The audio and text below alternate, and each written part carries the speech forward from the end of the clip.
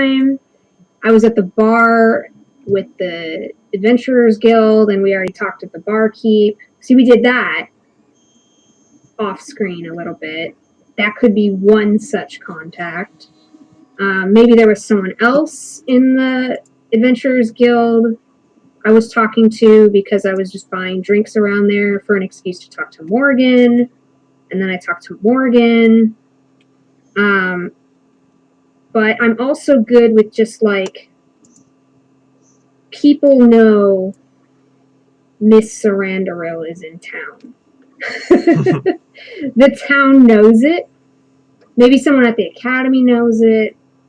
I probably like ran into people trying to stay in contact with Waylon because Waylon's doing pertinent research. And I care about how that's going, though I don't want to rush it. As well, and I look for a brewer. I look for a tequila brewer. Sample a lot of that. So that's probably where a lot of that money actually goes to. And I would say that, what's his face? Percival would probably have wanted to hang out, and you would have met some of his friends. Sure. So. Are we doing complications as outlined in Xanathar's? I think I'll let Oliver pick the time and place for that. Thus far, none of you have rolled that one, so... Or rather, I've not rolled that one for you guys yet. Oh, cool. So you're doing that just on your end. Yeah. So, okay. So if behind the so I would, with complications, I would be careful. I would be careful rolling and sticking to the roll. That's one of those things where it's like random encounters, where like you really run the risk of derailing shit. And like I would say, like if you're low on content, think of a good one. Like think of good complications or things to give us for potential side quests, and give those to us if you think it's a good time to give those to us. You can't derail if there's no rail. Oh. See, that was our problem last campaign, though, remember? Like, I'm just telling you this because, like, I know we said broadly the things that we want to avoid from last campaign, so I'm trying to give concrete suggestions for how we can do that. All right. So back to you don't have to follow it, but carousing. It's just a little. So we've got Percival's friend, Brewer, Charcoal, and someone in the guild. Seriously, Charcoal? Okay. Yeah, Charcoal runs the pit fighting scene. Okay. Oh, I love these crafting complications. A dwarf clan accuses you of stealing their secret lore to fuel your work. A bunch of angry dwarves knock on your door like, hey! Okay, so wait. So a brewer, Charcoal, Percy's friends. And guildmates, sure. And other guildmates. I don't want to be that guy. I don't want to be that guy. Wouldn't it be Distiller? It would be. It would be a distiller. All right, I'm gonna put that. We're not splitting hairs here. That's true. Yeah. Brewing and distilling are essentially the same. Yeah. Fantasy, it blends. Cool.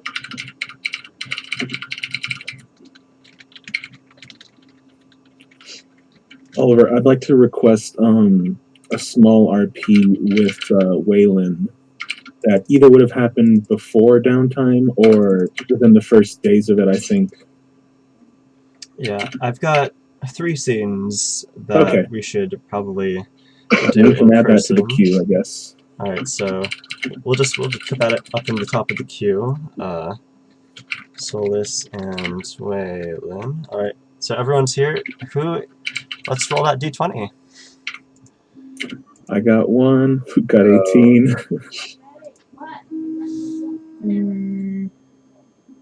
12. 19. Ooh. Villain. Gotta go get stuff for bread pudding. Love you. Shit, Have fun. I gotta get You rid got of it, Phil. So, Phil, what happened last week? I am loading Facebook. Wait, Bill beat my roll? What the fuck? Yeah, I rolled a 19. Holy shit. I'm sorry, Phil. I tried. I don't mind. So, session 6, titled by Jonathan as Tequila and Light Beer, we meet Fire Fizz, the Crown Prince, and Merlin's son, who is excitedly greeting Shauna, who they've known since I'm assuming he was born. And that is our guide into the academy as well as into the library of the academy. You realize that Thane has unfortunately been forgotten by friends and family, which is an issue, to say the least. Distressing. Yes, Distressing. We meet Merlin, who is pretty aggro at the fact that this man has come in and claimed to be a descendant of Walt and Aldia.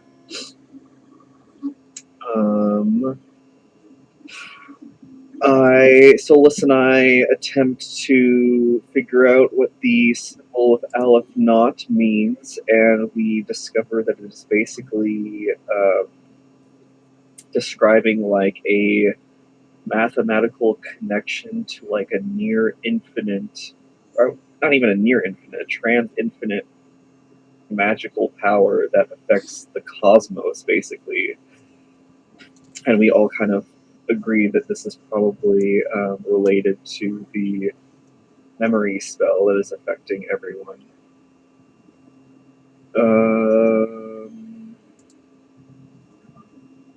We talk to the Archmage, who basically says that he's gonna like do some research and try to figure out what's going on. But in the meantime, we're kind of left to our own devices. Boom, boom, boom. Tomwell delivers the package that he's had since the beginning of the campaign. He goes to the guild hall and meets Mayavin, another halfling, assuming that this is all like descending from the Bluebell revolution that occurred in campaign 1. Shanna has a very cool moment in the Temple of Bahamut where she prays for guidance from her patron. Her turns out to be a little someone we all know. And we get back together and meet at the Plump Dragon, where Thane is appropriately drowning their sorrows. And I believe we all are looking for Morgan, but then we can't seem to find her. So we ask, who did we ask for Morgan? We we asked John if he had seen her. That's right. And John saw her headed towards the guild hall, so we do so as well, and we meet a couple of folks, a couple of adventurers by the name of Akane and Kota, and we also meet Morgan there, and we gain her alliance in helping us kind of figure out what is affecting her and Thane and possibly other members of the party. The end. Well said. Very good. Very good. Well spoken. Like a true wizard. I figure, we should probably be getting through these a little faster because we want to play. So. Yes, Mhm. okay. Concise. All right. And let's see, after that, you guys meet up with Merlin again and get Morgan's testimony to him. Right. And so he's gonna ask around and look into this. And so he says, like, check back in 2 weeks, we'll see. And so in that 2 weeks, we've got some stuff going on. So as an overview, let's begin with Waylon. The first week, you set up a little entrepreneurship. Start making some scrolls and selling them. And then the second week, you focus on your research, as well as going on dates and then ghosting people. A very important part of your lifestyle. Indeed. Thane spends some time trying to find an outlet for their frustration and gets into a little fight, as they're wont to do, and a scouter happens to be in the bar and sees them, and is like, "Hey, we can use someone like you. You got a little bada bing bada boom in your fist there. Actually, more on the boom side." And so they descend into the world of pit fighting for those 2 weeks, and you bring in John into that world as well after his week out with various other party members, and you guys have a nice pit fighting time. Me and John's essentially my brother now. Essentially. Nice. Yeah, and you do pretty well. Like that lifetime of having training and great nutrition from your parents, your personal chef from birth, has really paid off. We had a personal chef. No, Dad just did that. I think that was the personal chef. Yeah, Yes, your personal chef, who is also one of the greatest heroes in the land. I think he was also the person who trained you exclusively. He was. Yeah. Because Aldia took on Shanna's training. I mean, Aldia was here and there and everywhere. Yeah. Whatever taking on Shanna's training means. I feel like Elian actually taught Shanna most of her magic. Probably. But her dad taught her how to build muscle. Yeah, true. We did learn how to lift. All right, now remember, just lift with your legs, not your back. Keep your core tight. Keep your core nice and tight, okay? Back straight. Yeah, as you do muscle ups at age 5. Just look like that young Hercules kid. That would be so cute if, like, Walton was doing his lifting routine and Shanna and Thane were watching and they're like, we want to do it too! They get little sticks and like, yeah! That's gonna be a picture. I'll take that now. Yeah. So we've got Solus, Tomwell, and John spending their first week out doing a guild quest, finding some rare herbs and spices. Tomwell also finds another one that he was looking for his magical item creation. And then the second week, Solus spends some time researching, which he's not very good at, and it's for the most part fruitless. And Tomwell is working on his crafting, which will take another week to complete. Let's see. Other than that, we've got some relationships progressing. So Morgan is rather more talkative with Shayna now than she was on the trip to Toiva.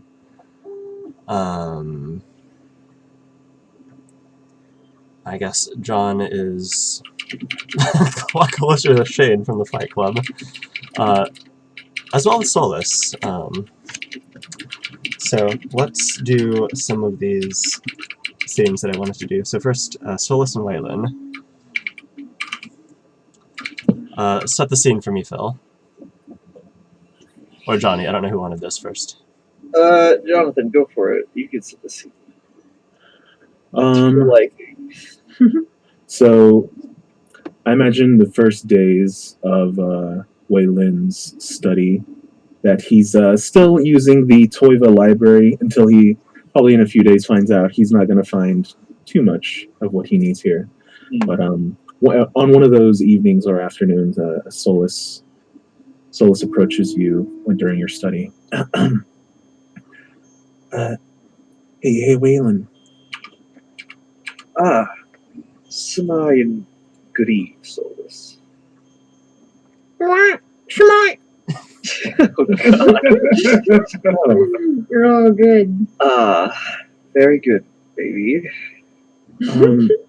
He's been mimicking a bit more words lately, and I guess he's taken a liking to that. Anyway, this actually has to do a little bit with Baby. I was feeding some scraps to Baby this morning, and well, with their digestion, it kind of it all came out like that gooey stuff that we saw. Yes. In the morning, and it kind of dawned on me a little bit. So obviously a big part of what I wanted to look into, and I'm sure you have some interest too, is the Aleph Knot. And we know that, it kind of did come from Baby regurgitating some stuff on my page. And it got me thinking, maybe we're looking at this, maybe not, maybe there's a different avenue we could look into. Okay, basically what I'm saying is we were thinking that maybe this Aleph Knot had more to do with my patron, maybe, but Baby only regurgitates what they eat. And that previous evening, to my knowledge, the only thing Baby ate was that monster we saw in the mines. So it is as Shauna said then. The connection between the Aleph Knot and the memory spell that has overtaken Thane's friends and family. It is more directly connected than we initially assumed. Yeah, it's totally connected. And I wasn't sure if anyone was thinking about the origins of this creature. I mean, if we could understand the origins, we should be able to understand more of this nature of magic, right? It's quite likely, Solus. Indeed, understanding the origin of that aberration would help us. And as it goes, that's exactly what I'm looking into. I'm continuing to research the Aleph Knot, even while the Archmage continues his own research. As skilled as I'm sure he is, it can't hurt to do our own meddling, it seems. Yeah, it's always great to have a second pair of eyes on something, especially someone as capable as you, Waylon. I mean, judged by your cloths and from what I've heard of Candlekeep. I do know my way around the archives. And even with this tumultuous wizard, Merlin, I'm sure that within a week's time I'll be able to share more with the party. All right. Well, I look forward to seeing what you can find. I'm gonna go check out the fighting pits. John and Thane were supposed to fight, I think. Ah, well, I appreciate your insight, Solus, and keep your hands up around the fighting pits. What does that mean? To protect the brain, Solus. Yeah, for sure. All right. And he'll meekly walk out of the library. Nice. And scene. All right. Next scene, we go back again to Waylon. Oh shit. Okay. Sometime later, sometime during this 2 weeks, you find yourself wandering the streets and think, oh yes, I did promise to come back to the hat shop, didn't I? I was gonna bring this up. I'm glad that yeah. Alright, cool.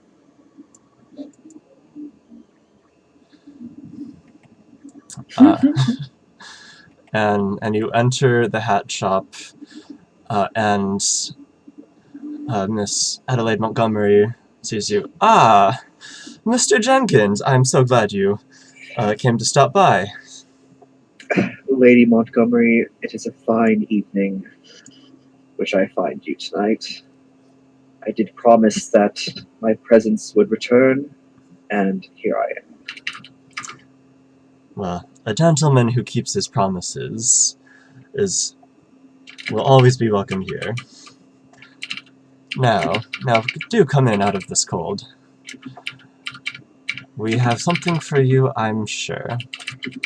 And so, you come into the shop, and you see just wall-to-wall hats of every possible arrangement of having a wide brim and conical top. Okay. And she leads you around, and she says, hey, let me hold that for a bit.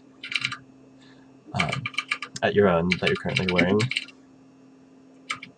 I'll offer it to her. My, I could spro your merch for hours, it seems. Sometimes the process does take that long. Finding your hat is always a delicate process that should not be rushed. Now you see, here, as she takes one off almost absent-mindedly and places it gingerly on your head. No. At my shop, we believe truly the hat chooses the owner. Well, I do hope that I am worthy of a magnificent specimen. Yes, and then once you have your hat, that will inform the rest of the ensemble. Because it all starts with the head. Quite true. The head must lead the body. And she takes another one. Plain. No. Here, peruse around. I will leave it to your deft fingers. Holy shit. Look at all these hats. So, tell me, Phil, what hat chooses Waylon?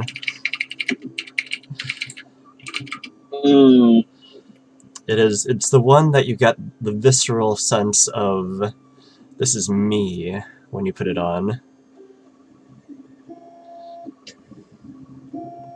These are all quite good. I mean,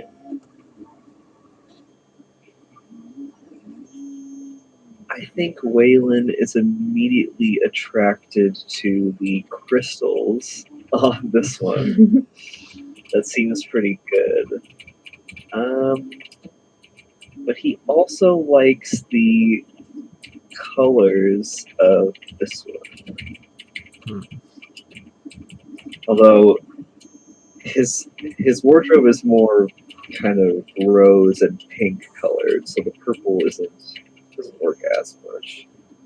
I think the crystals. I think we gotta go. Like that's been his archetype this whole time. So yeah. So with poise and grandeur, you approach this hat. It's the crystals reflecting your own face in multicolored light, and you place it upon your noble brow, and you feel a chill run up your spine.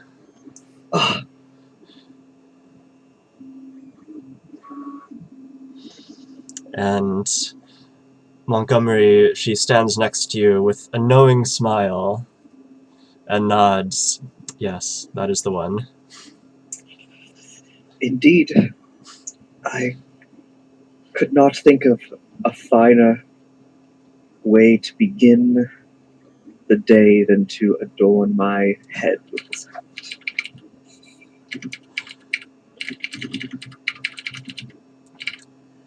And so you leave the shop with your new accoutrements.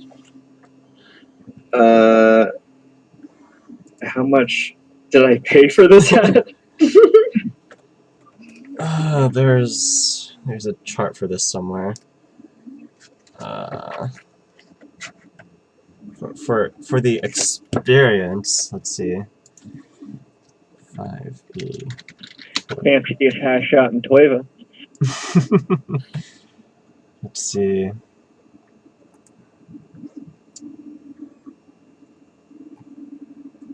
Let's say 10 gold. Yeah. All right. I'll pay 10 gold for this hat. That's a steal.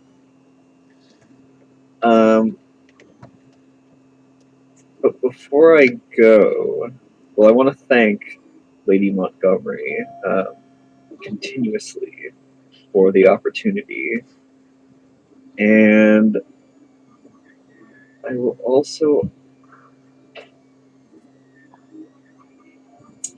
Where are we all staying? Are we all staying in the same place? Did we decide that? I mean, don't think so. yeah, unless you decided to go somewhere else. Yeah, I mean, We all met up at the hostel. If you guys want to move someplace worse or better, honestly. better, Yeah, better than a hospital. I'm not. I mean, I don't know. Toiva doesn't strike me as like a tourist central that would have super bougie hotels. Yeah. Okay. I Well, don't think it so is either. a center of trade. I'm not thinking between- bougie, but I'm thinking Like, there are nicer hotels that Yeah. have single rooms for single people and such. Little inns and such. Was going to ask Oliver, the guild, Yes. do they offer cheap room and board to members, or do I have to find my own place, or just stay with the party? I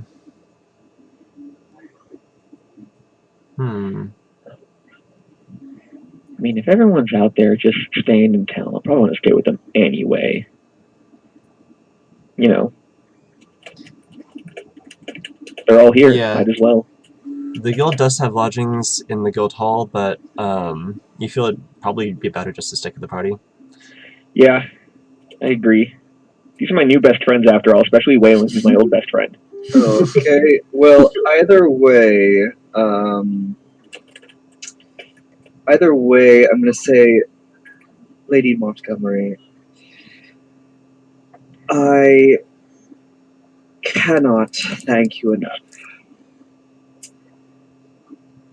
If you find that you could take some extra thanks from a wizard such as myself, then perhaps on a day when the shop is slow, you can find me at the crossroads of Darken Street and Ferdarsa Avenue, and we could perhaps sup together. Oh my. Oh my. Yes, she parts the veil on top of her hat slightly and gives you a foxy look. Perhaps, Master Waylon, on such an evening, I might find you there. Only if the fates decide it. And I will exit the shop.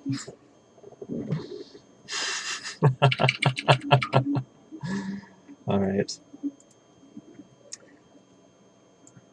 Hat shop, check.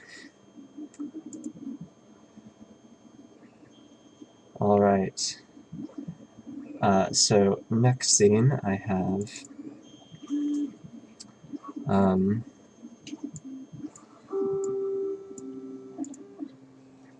So Johnny. Yeah. Can you set the scene for me for meeting with a certain researcher after class? Oh. Yeah. Okay. So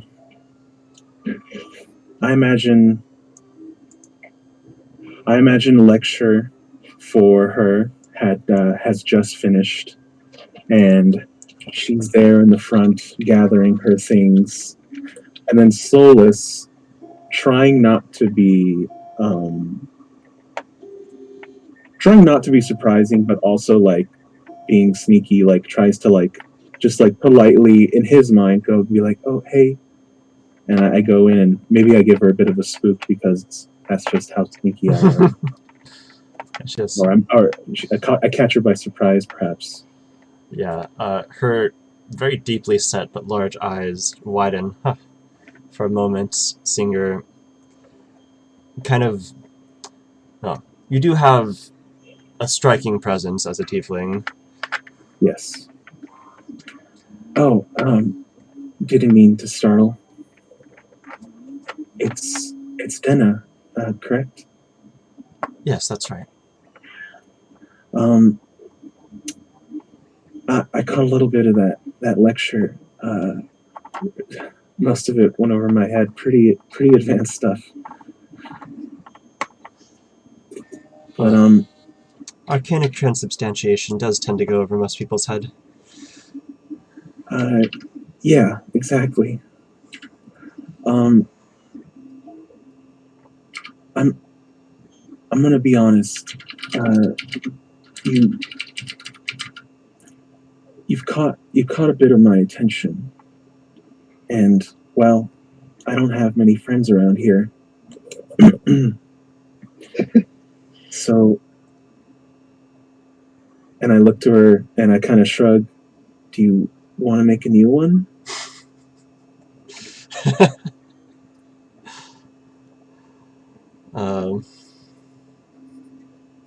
We can read my book if you'd like. Oh God, don't read the book. Oh God. Yes, don't worry about the book. It's it's just a personal sort of thing, you know.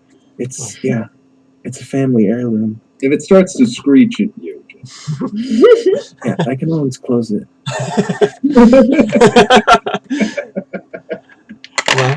Well, sure. I have a couple hours until office hours to spare. Awesome. Have you had lunch? No. Would you like to go to the temple or somewhere else? You're the local, so I'll trust you. The free food it is. All right. So, have you guys had a chance to read through that part of the wiki? Yeah, Shanna has already hit this place up several times. Okay, so for our viewers, there is an open free communal kitchen that like anyone or everyone goes to, and it serves breakfast, lunch, and dinner all day long, basically. And so how it works is you go in, maybe donate, maybe not, and you're given your plate and your cup, and then you sit in these long rows. So essentially, like you're sitting next to someone new every time, and you're expected to like talk to the people next to you as they like go through the rows and give you food. So in this way, you get food and you mingle with all types of people. Socialize, mingle. Okay. Yeah, It's been a week since I read that, so yeah. I'm glad you all reminded us and the viewers. Yeah. So can I donate? Yes, Can I donate an amount? Yes, you can. I'm gonna donate 5 gold.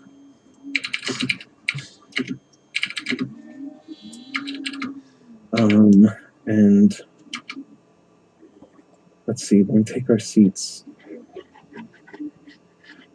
Yeah, so it's like rows and rows of people just sitting on the floor with mats. Awesome. Baby jumps down and like quizzically looks at the plate in front of me. So what kind of vegetarian dish is this, Johnny?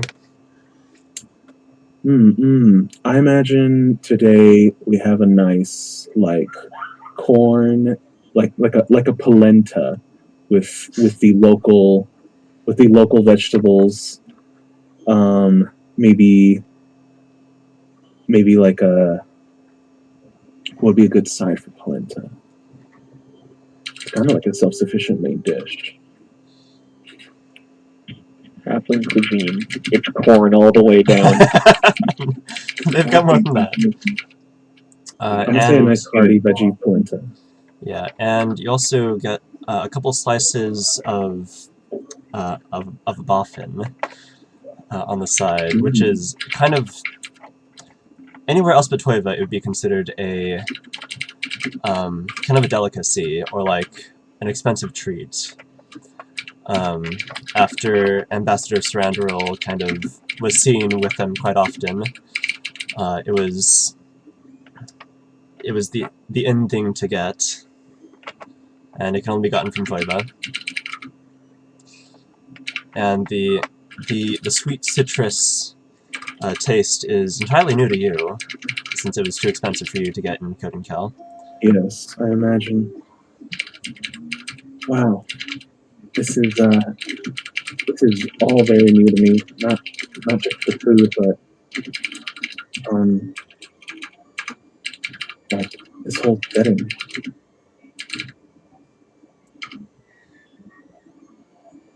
Yeah,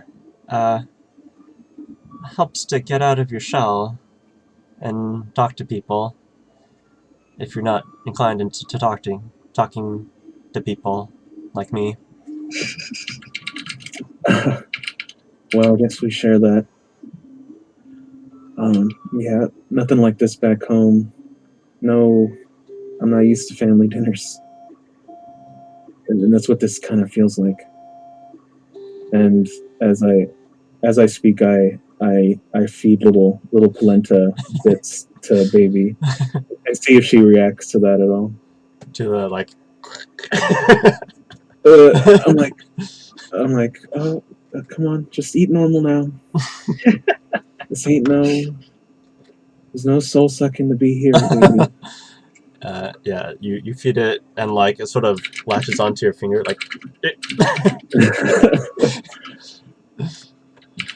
I'm sorry if the bird's a bit unsightly, but he's mine.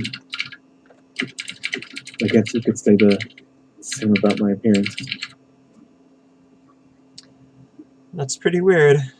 I will admit that. But most people find me pretty weird too.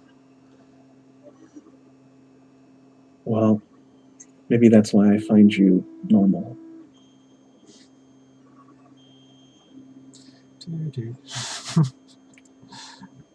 And with that, I think we'll end the Yeah. scene. Yeah. That was wholesome. No weird stuff yet.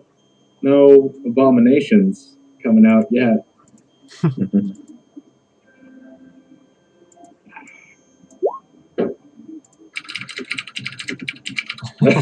Yeah.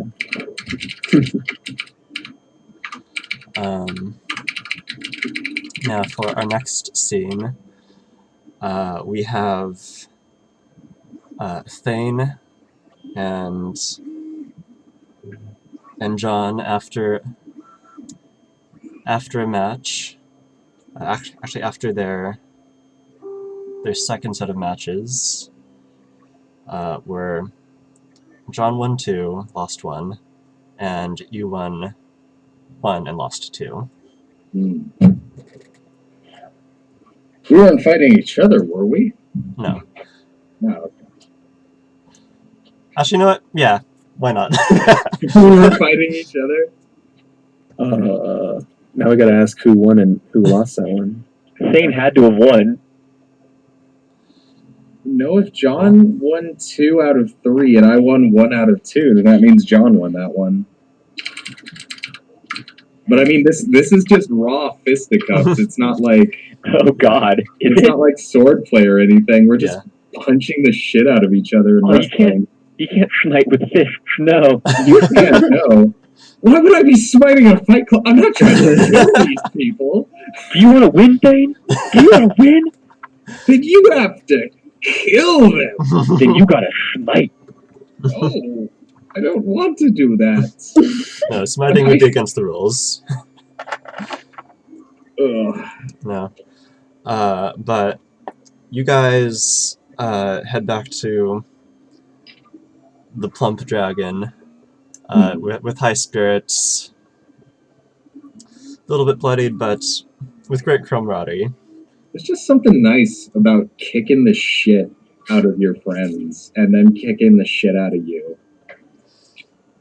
And then just afterwards kicking the shit. Like when me and Tyler get drunk and we fight each other. God damn it. That has not happened since my 21st birthday, I It think. hasn't, but I miss it. I'm not sure I do. I would say the Halloween party was Tyler attempting to fight you through debauchery. Through poisoning me. Oh, well, I won that one. All I right. didn't make the fort save that time, alright? So you guys are like at, I'll say back in the room. You got a bottle to go. Got a bottle to go. Yeah, and he's like, so the Wiggle Fingers, Waylon. Oh, yeah. But what about him? So like he's staring at the paper all day, and so how does that really work?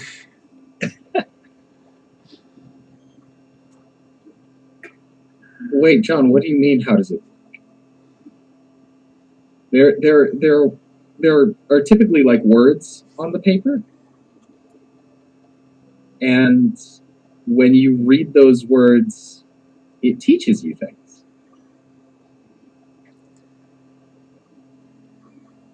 So like when... Okay, so I've stared at papers for a long time before, and I haven't learned anything. So what's the trick to it?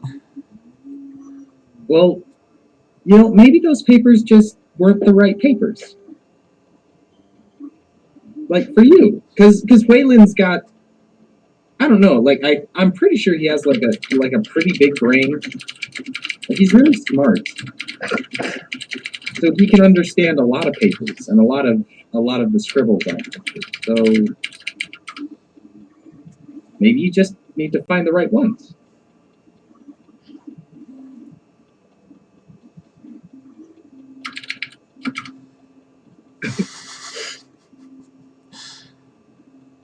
But... So some papers give you magic, but not all of them.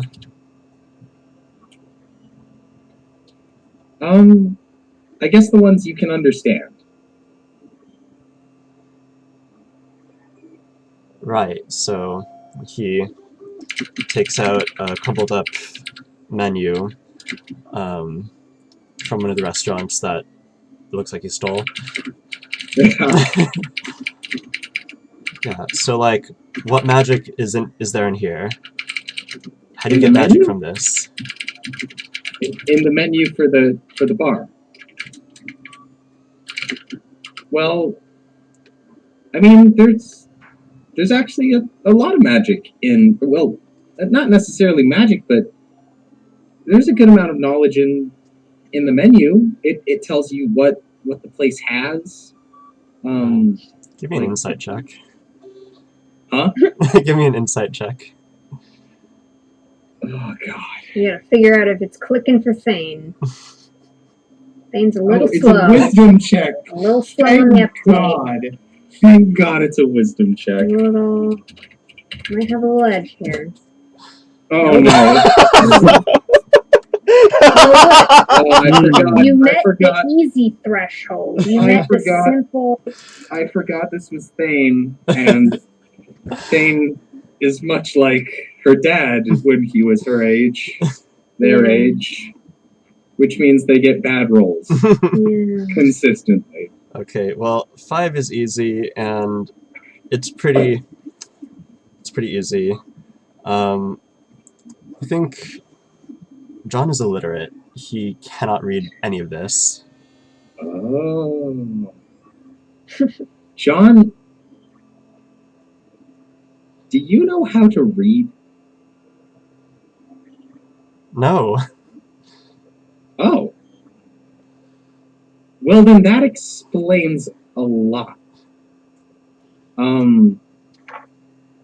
Would you like us to help you learn how to read? Will I be able to do magic? Is it hard? I mean, maybe. I think it will just take a lot of practice. Oh. Does that take a long time? Usually, but I mean, you had to practice to get strong, right? And learn how to fight? And learn how to, like, make armor and stuff, yeah? Like, you weren't always great at that. Guess I'll try. Yeah.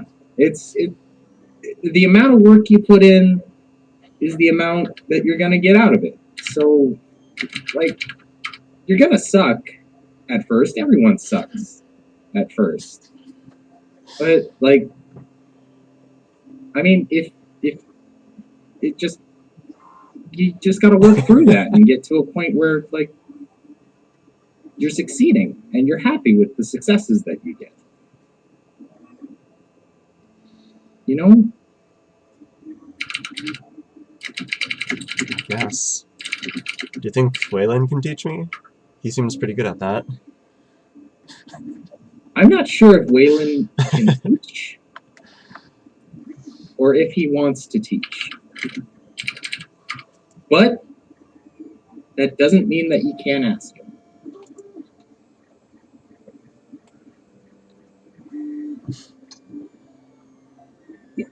I mean, who knows? He might actually be flattered.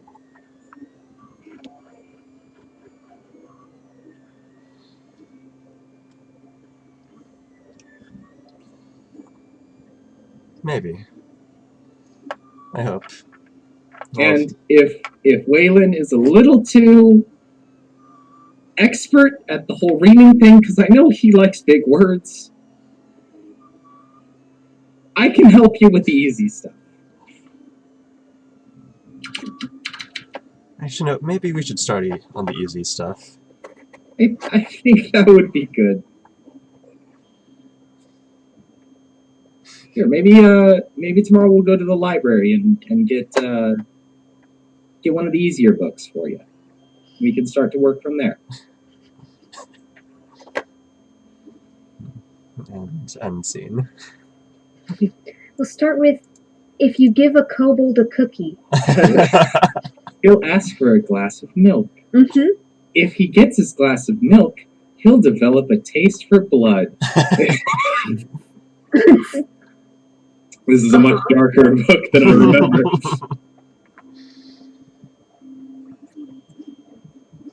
All right.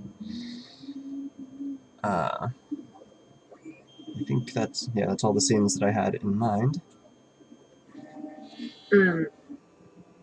At the end of 2 weeks, I received a thing that I would like to talk to Waylon about, Oliver, unless you have something else to cover that No, might accomplish the same thing. no, go ahead. Okay.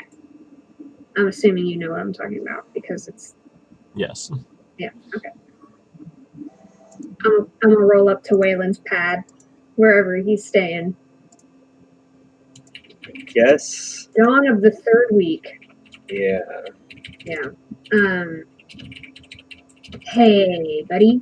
You up? Shauna, yes, I was just doing some light reading. What what book do you have? I'm gonna look at It's like light reading. it's like calculus probably, Okay. or something equivalent. Well,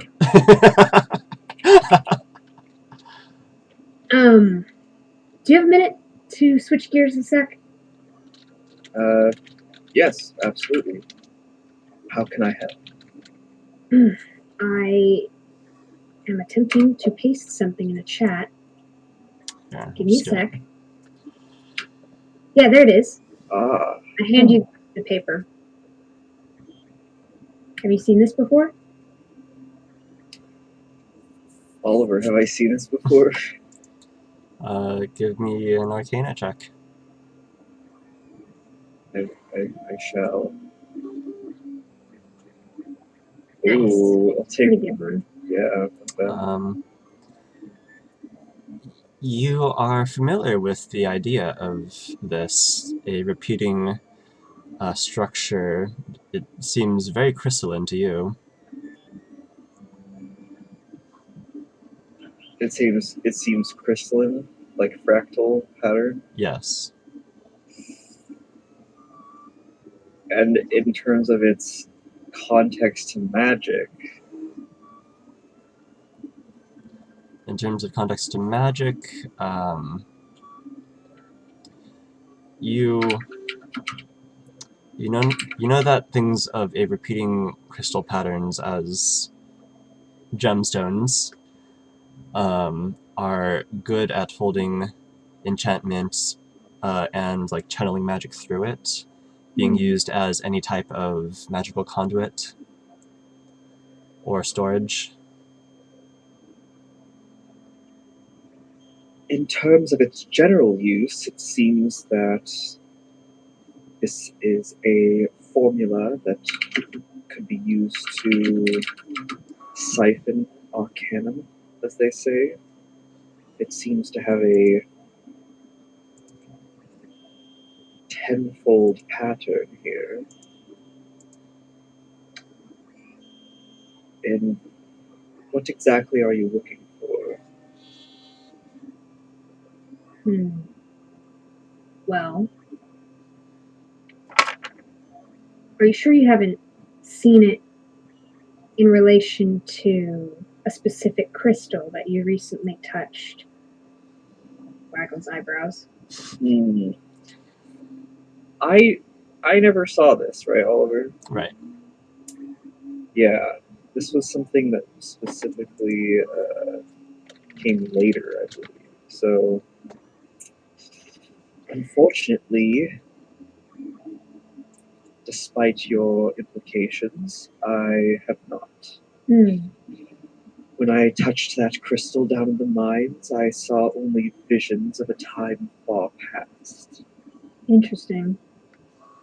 Such a pattern as this, I'm unfamiliar. Well, I ask because Morgan drew it from memory, from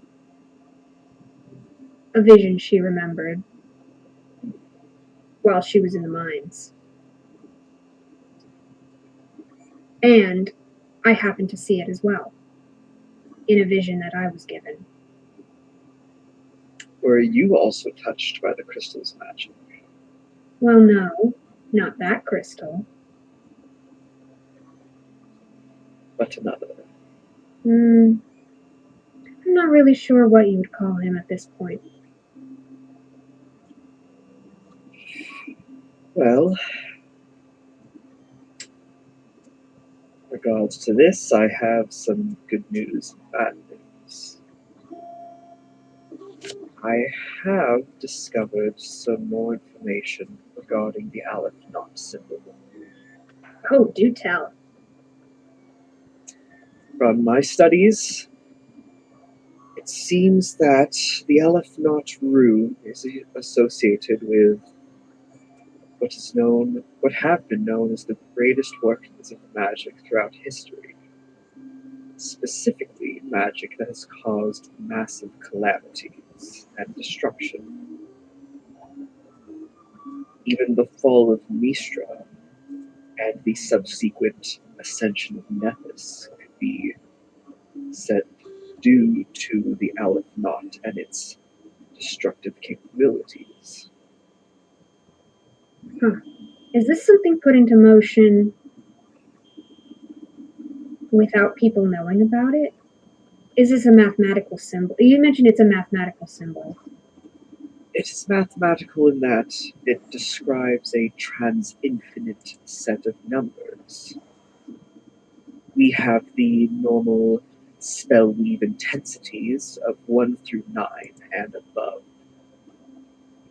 But a trans-infinite magic would amplify far past that. Right. Far past what has been known to even be cast by single magic users. So, the good is that I've discovered that. The bad is that I also discovered that the term Aleph, happens to be the original pronunciation of the Alf ruins far to the west of Ragnoth, which happened to be a society that was destroyed by the tides caused by the grand calamity of Wyvern over a century ago. The grand calamity. When the egg dropped. Indeed.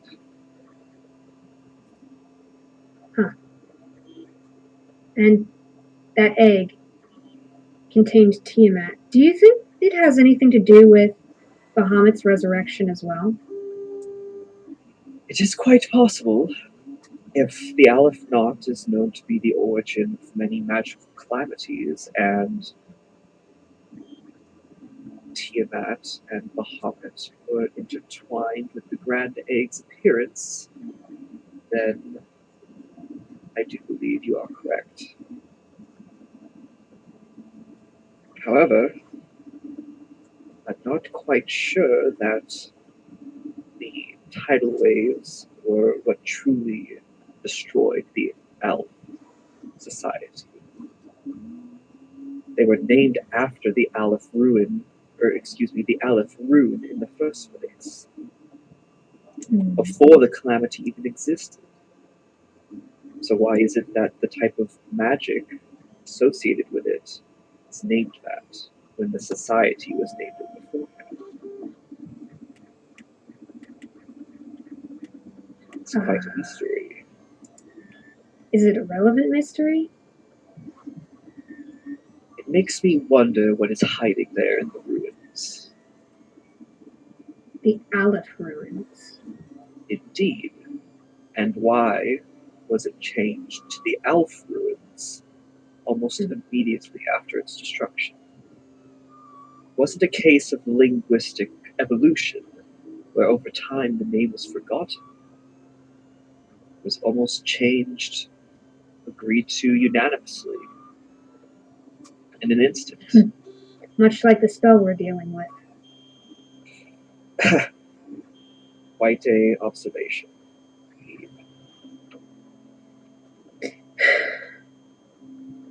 Well, that's a long way off if I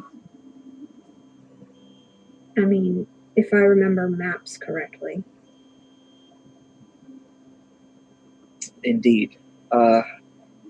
It's all the way on the western coast. It's exactly where I came from, actually, on my eastern journey. Oh, you've been there?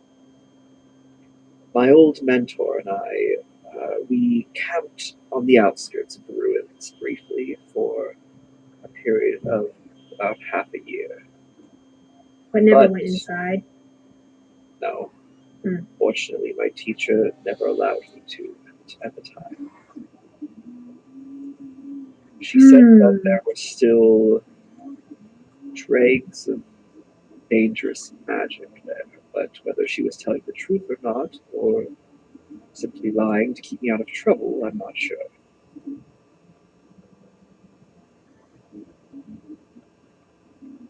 But it is a lead if we decide to go down that path. All I want is a spell that reverses the one that was cast on Thane and Morgan. And if we can get the piece of the spell that we need to do that from the Elf Ruins, then I will certainly organize an expedition. I'll go there myself if I have to. As would I. But before we make such arrangements... We should check with Merlin. My thoughts exactly. The Archmage, Lord Boffin.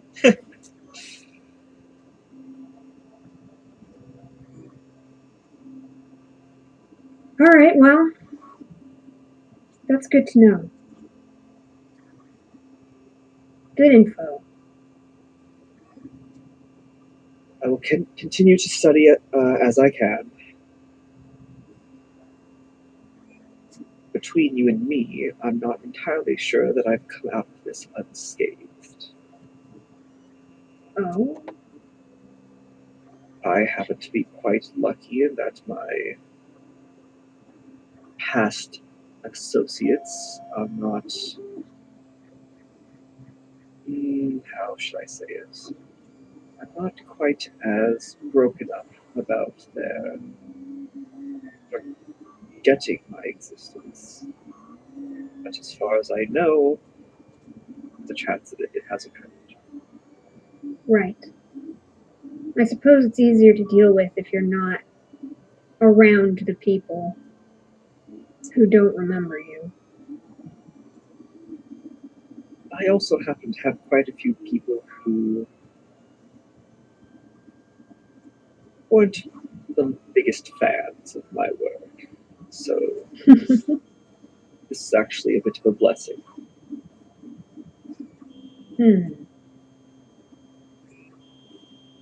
but not one worth losing Thane's past over, I don't believe. No. That would that would make the holidays really hard.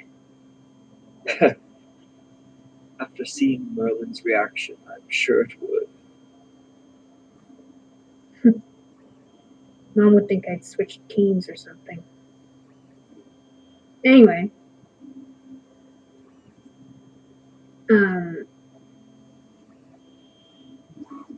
Shall we muster the forces and head back to the Archmage's Tower? Yes, I believe a gathering is required at this point. But Shauna, before you go, Hmm. and then Waylon kind of has like a bit of a worried look on his face. He says, and he conjures a wardrobe around him. He says, to see the Archmage, this kaftan, or perhaps this ruffled blouse, or perhaps a sash over top, or some slingback heels. I don't want to come off too, I don't want to come off as too ostentatious. Oh, I don't think you could, considering who his friends are, but you should keep in mind Lord Boffin comes from very humble origins, and whatever you wear, I'm sure, is fine in his mind. Perhaps just a humble shawl. Whatever you're feeling. I'll keep at it, but let me know where to meet you and when, and I'll be there. Sure. And I will tell you where we will meet. Okay, Wherever that is. sounds good. All right, I'll and leave you to dress.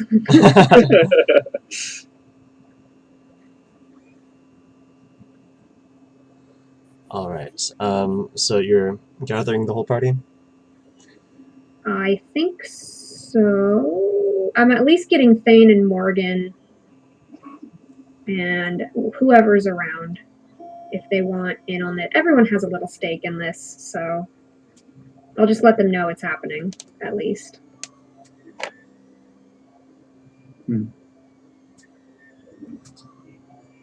All right. So you guys head over to the Tower of the Archmage.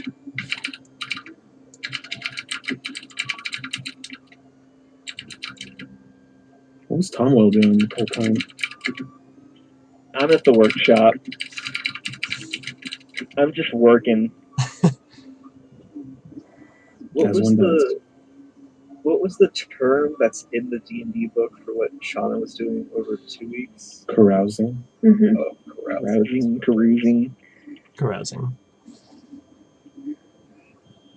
And right. The activity of drinking alcohol and enjoying oneself with others in a noisy, lively way. I mean, that sounds cool. Just 2 weeks of that straight.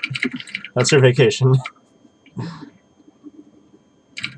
I mean, she bought a bunch of tequila, so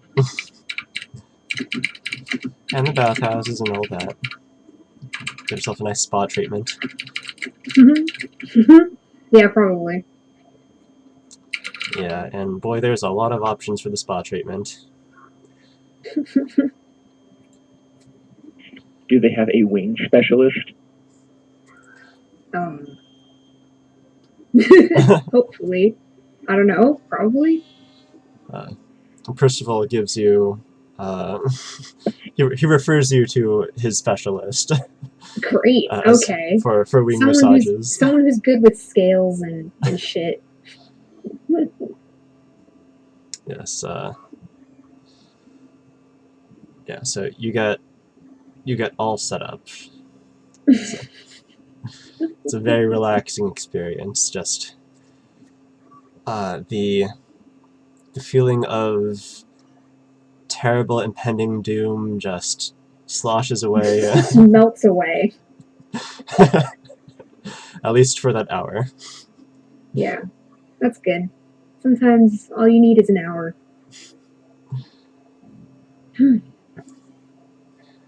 And so, you guys bring yourselves to the Tower of the Archmage, and yada yada. Find yourself speaking with Merlin in this in one of the higher chambers, sort of looking over the city from this balcony space. He's with Professor Van Helhel and Percival, and he says, "Well, this has been quite a few weeks dealing with this mystery."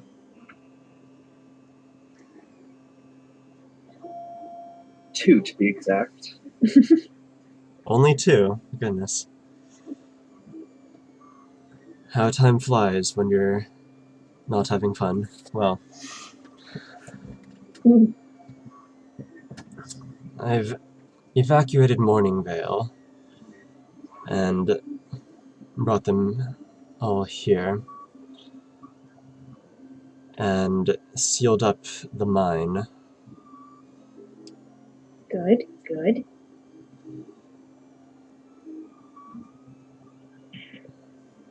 How did that go? Well,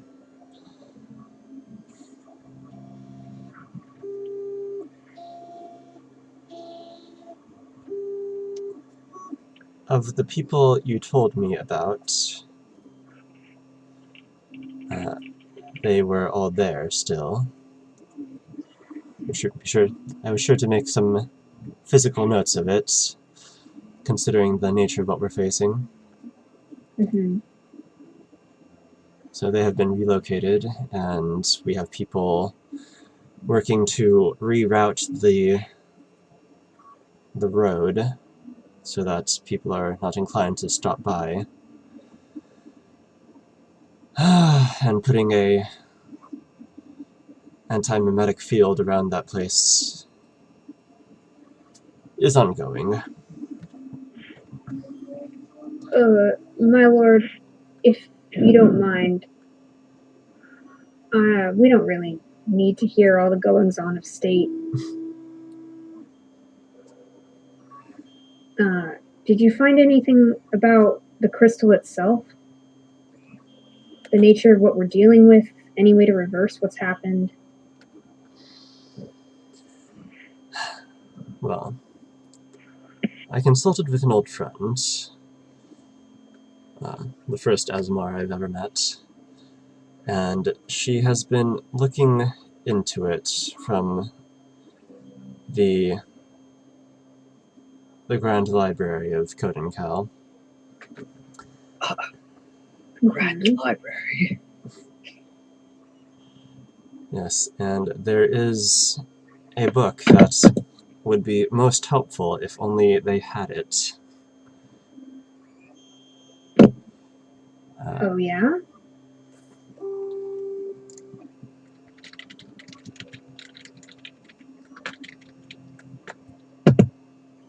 Let me spell it out.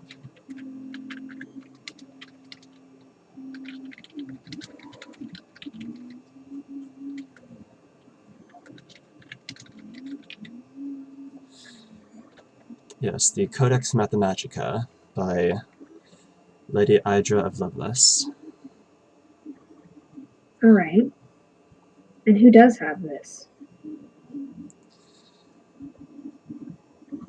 That is a good question that we are loath to answer, since whoever took it out of the library didn't check it out. Oh, I see. There's only one copy in existence? Yes, as far as we know. Don't the library have Scribes? Alright, well, It's a very big library. The Arcanum codices are powerful magical tomes.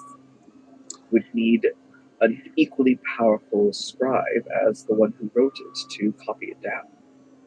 Indeed. He looks at you with an impressed smile, like, yes, the Arcanum codices are one of a kind, for it's not simply information within. I look at Waylon and mutter, get a room.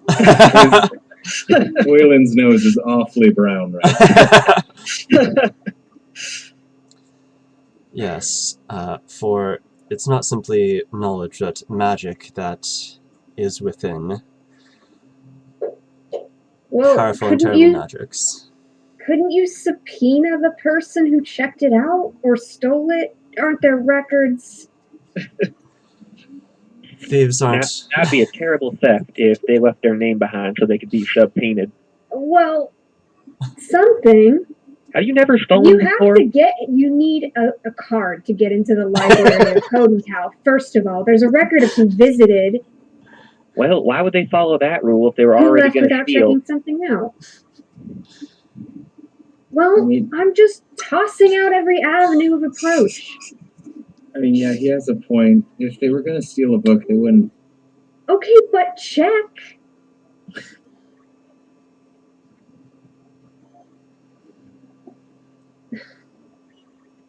Then, what's there to do? What's the plan? How are we solving this?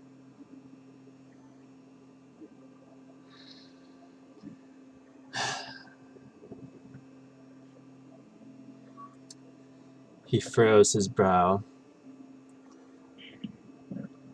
Hmm.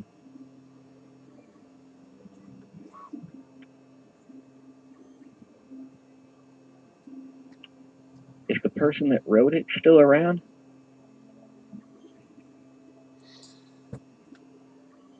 No, the Lady of Loveless. Hold on. Archmage, I sense a disturbance. He's being controlled. Okay, that was a fake one. Fantastic. No, she is long deceased, I'm afraid. Maybe she turned into a ghost. A ghost. Or rather, we presume she's deceased.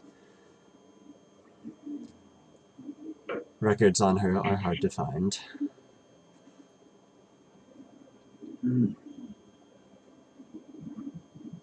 Okay, well, what does that leave us with? Well, as far as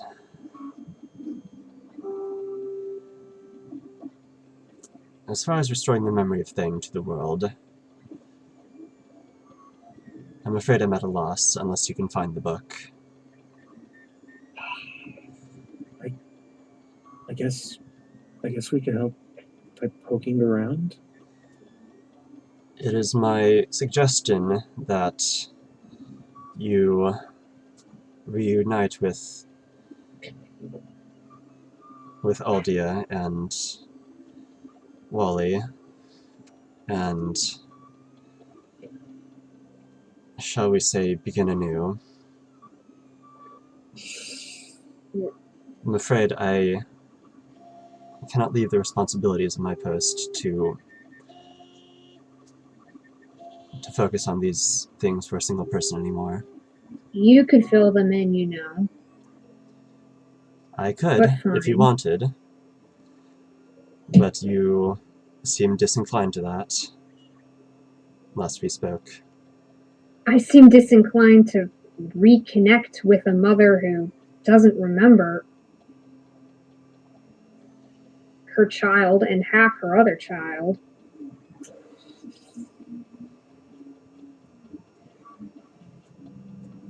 Disinclined towards you engaging her to help. I mean, at this point, if there's no other option.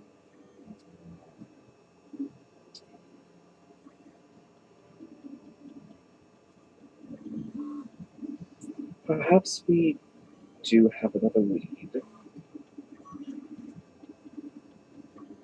Archmage, what can you tell me of the Aleph ruins? The Aleph ruins? Yes, what stood before. You mean the Elf ruins? The Aleph ruins were once called the Aleph. Am I incorrect? What stood there before they became the ruins?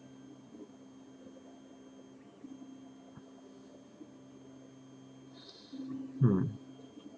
Alright.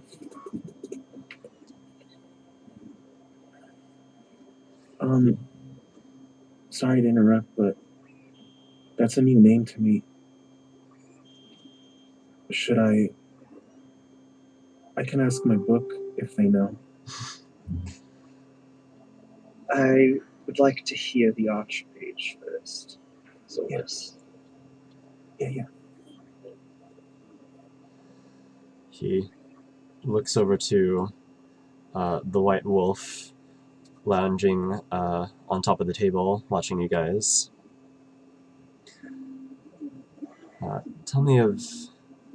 Tell us of that place, please. And the wolf just has these, like, ice blue piercing eyes. It's a very intense gaze, looking over you guys.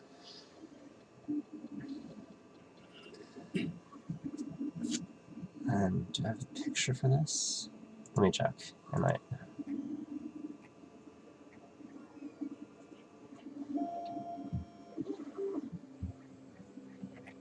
Maybe later. So you hear in your mind. Let me.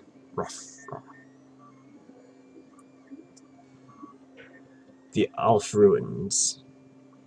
Too deep. The Alf Ruins are so named after the Elf Kingdom that was destroyed as Wyvern was torn asunder. When the Grand Egg landed upon Troads of Wyvern, it created a catastrophe the world over.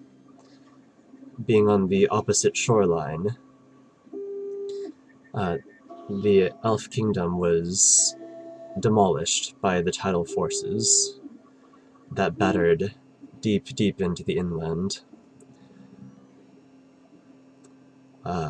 Many of its greatest cities entirely were simply washed into the ocean down below. And what you see, should you visit now, is but a shadow of the grand riches that used to be the Kingdom of Alf. It was a place that centered upon, shall we say, individual improvement. They were a society that valued mastery over yourself and your actions. They were known for great works of art and philosophy, math and literature.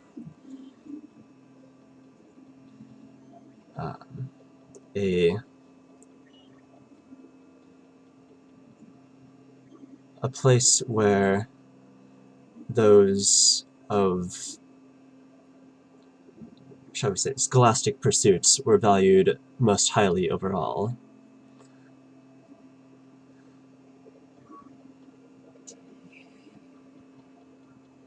And we're certain that its destruction came from the waves.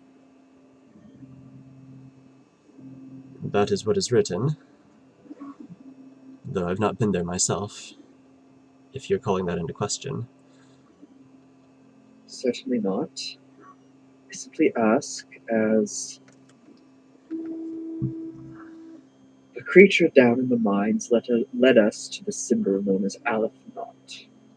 My studies of the Alephnot symbol, its mathematical and arcane uses, have led me to the history of the Alph ruins. I found deep history speaking of the kingdom before its destruction, and in some cases it was referenced as the Aleph kingdom. Hmm.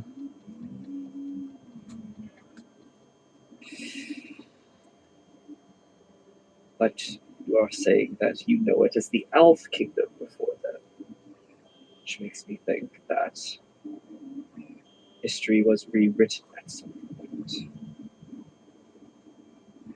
The same way that history has written Thane out of it, out of itself. Very safe.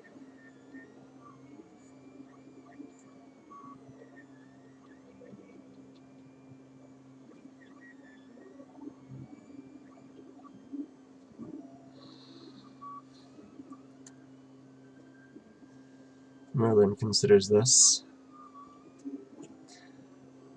Is there anyone alive now that would have been alive then? That could corroborate if it truly was spoken as the Alph ruins, because if so, we know that their memory has changed. There must be. It was only 100 or so years ago.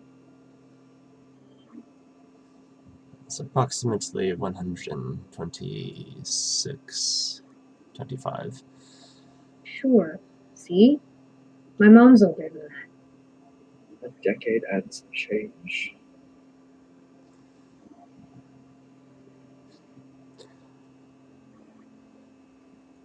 Well, it's a matter of asking the elves then.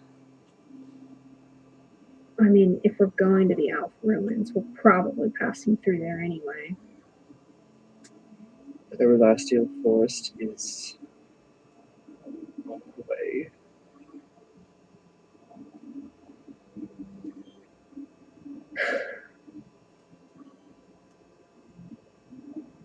That is quite a journey, though. Well, it seems that we don't have any other option. It is our only lead unless we wish to search for this antinomian thief that has stolen the codex. Well, I was thinking we could stop in Code Macau. Anyway, if you really want to loop Mom and Dad in on this quest, then I guess we should talk to them.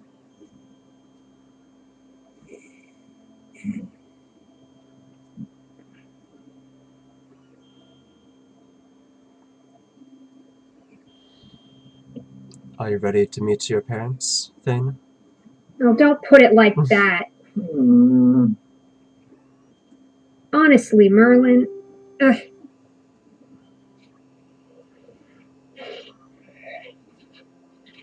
Yeah, I guess. You would have thought you'd learned some tact or something. Jeez. Hey, now Are that is you no way offering to to talk to teleport? Mr. Mage. Hey, I'll talk to whoever I want, however I want. Are you offering to teleport us there or not? Because I'm perfectly happy walking back.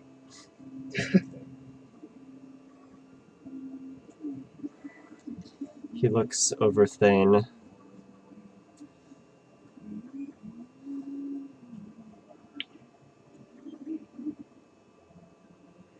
Perhaps a long walk is what you need.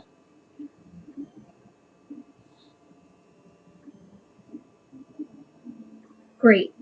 Let's go. Yeah.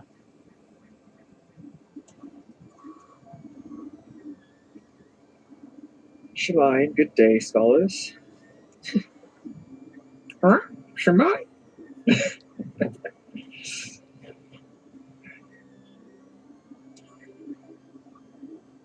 See you, Mr. Mage. It's been fun talking to you.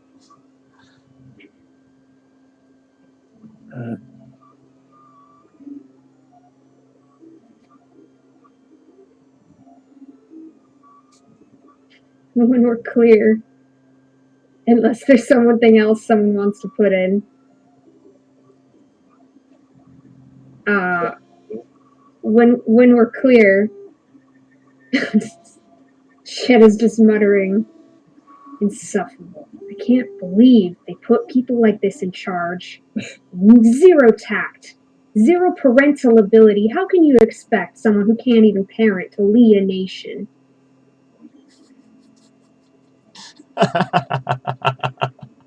And he has 3 kids, and 2 of them, the crown prince and princess. I swear. Look, Thane, I'll talk to Mom and Dad, okay? Don't worry about it. You don't have to worry about a thing.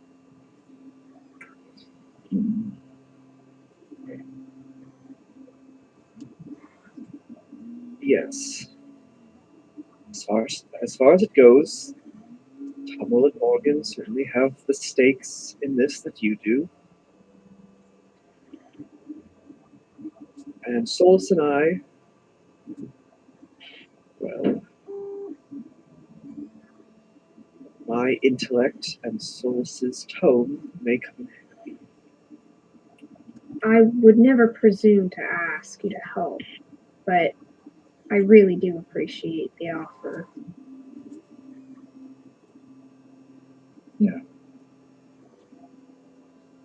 The same goes for you, Tomwell. If you have things to do here, I don't want to keep you from your business, but I think we're going to head back to Code and Cal pretty soon.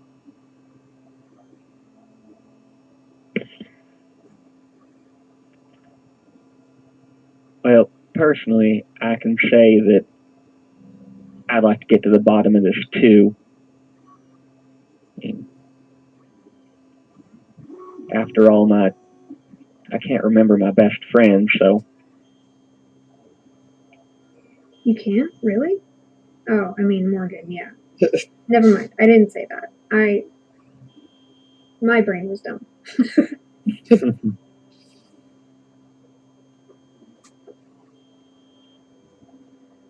Honestly, I've never been that far away from home, though.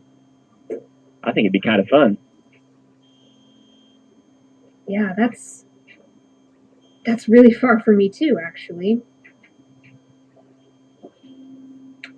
I'd never even been outside of Code and Cal until 6 months ago.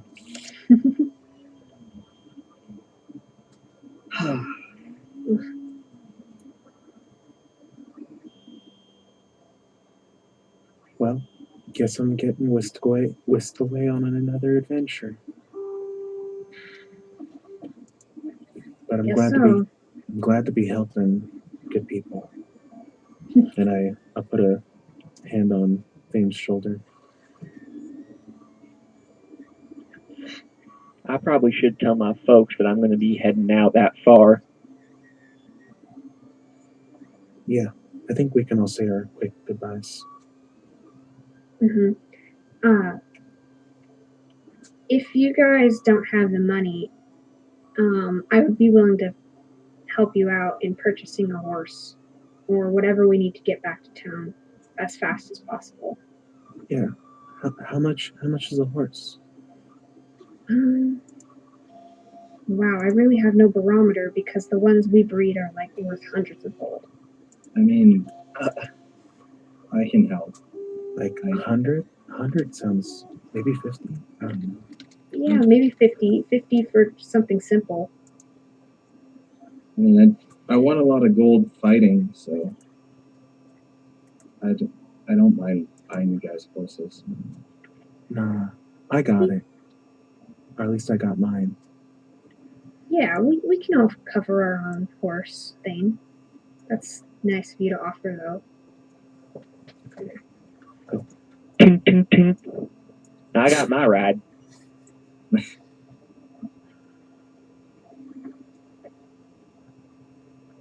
Waylon, are you gonna piggyback like you did last time? I don't have the current expenses for such a mount. Then We can pitch in.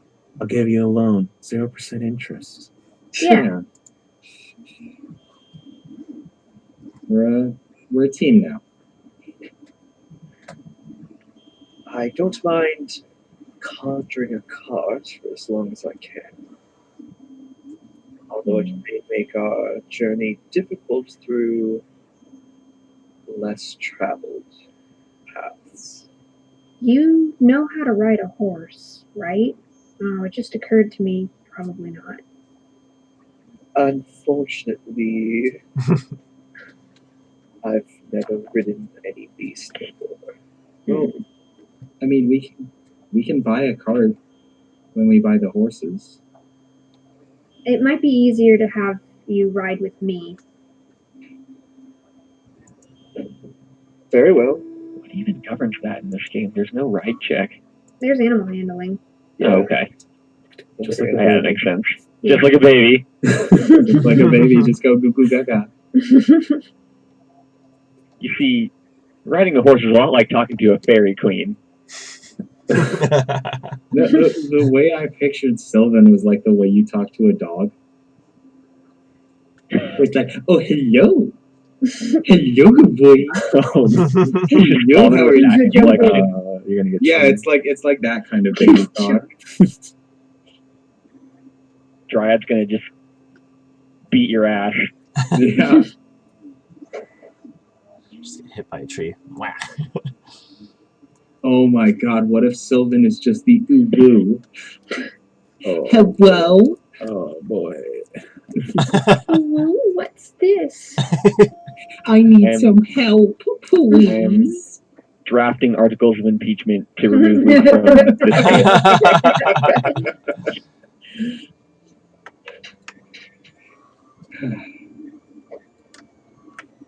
Unless we're taking a break right now, I think the first thing I'm gonna do is ask John if he wants to stay here. Yeah. What's his plan? I mean, does Morgan want to come too? I was going to talk to her about that. I mean, if no one in town is expecting her to come back, so I don't remember her, she could just stay in Twilight if she's okay with it, Yeah. and it wouldn't be a problem. Yeah, if she doesn't need to be with us. We just are going to look for the way to undo it and come back. Alright, so let's do that conversation now. So later on in the evening, you and Morgan have some time together. I'll jump right into it. Well, alright, so we all have a lead on how to undo this weird magical stuff that's been happening. But it's going to take us all the way to the western edge of the continent.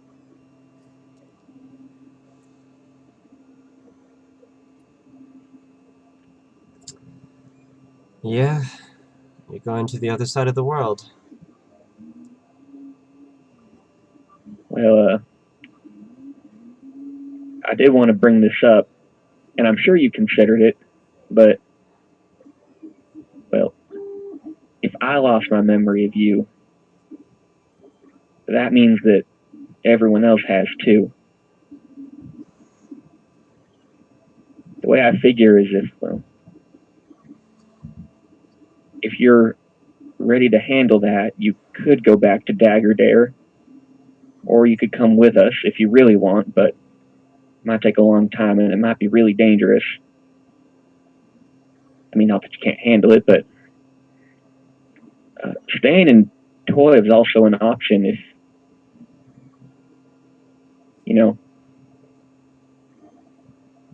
you'd prefer to be here. I mean, I'm not trying to sound callous, but no one back home is going to be Tom. expecting you. I'll tell you the truth. I I feel like I've died. And every time you look at me, and you don't see me, it hurts. It hurts me to be around you right now. Because I love you so much, and I don't see it in you. And I don't know if I can stand this. You see, feels wrong to me too. I feel like I should know you better, and sometimes I try to pretend a little bit, but it still feels like we just met. I want to fix that, though. That's why I'm willing to go all the way to the end of the world, just to find a way to fix this. I want you to have your life back. I think it would be best if I stayed here. And when you come back, you'll find me, and you'll give me that same smile, and everything will be right again.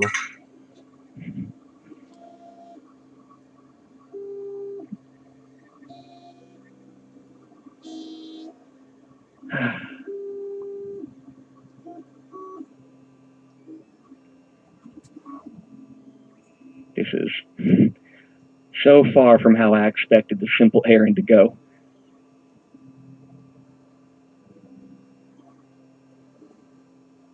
I'm gonna do everything I can for you. I promise.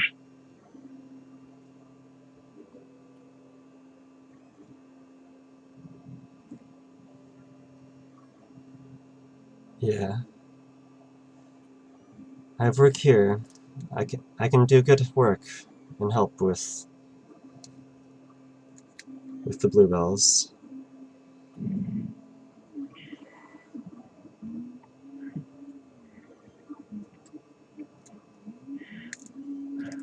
I don't know when the rest of the folks planning on tongue tied. I don't know when the rest of the folks are planning on leaving town, but in case they want to get going sooner rather than later, want to maybe go someplace nice to eat tonight?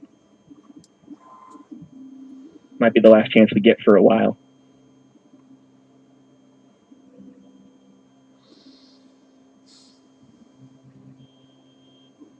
All right.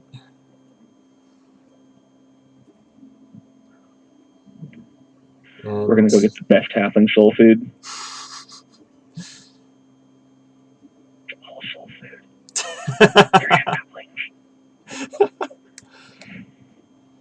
She says, well,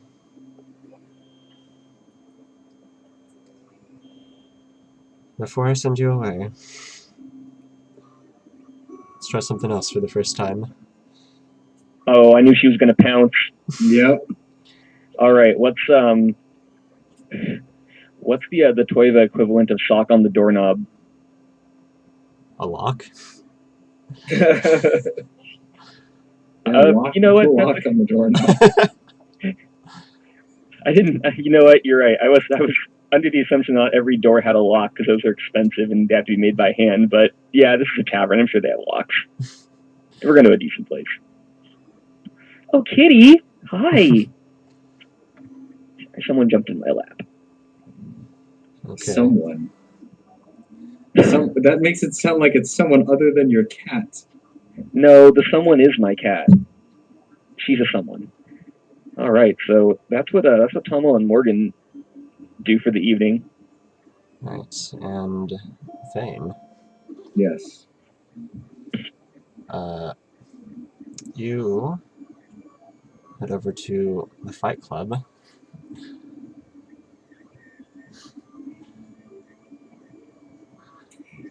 So I just want to feel something, man.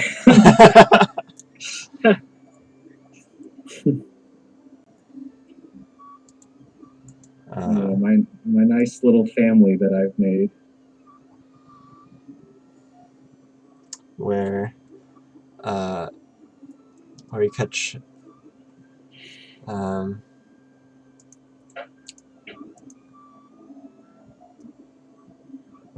what's his name? Charcoal catching punches from John. Mm-hmm. Form's gotten a lot better.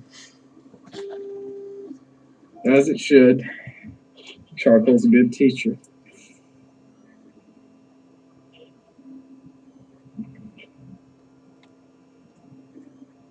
Hey, John. Sorry to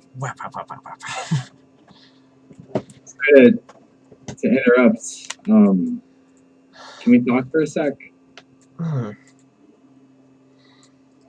Yeah, he turns to you, shirtless, like slick with sweat. His hair is like kind of slicked down to the side. Actually, here.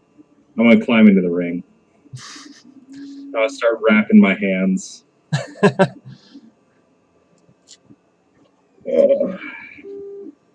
Then we'll start a little practice, a little bit of sparring. While I'm saying, so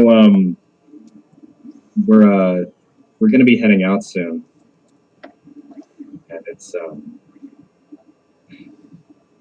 we're gonna go talk to my parents.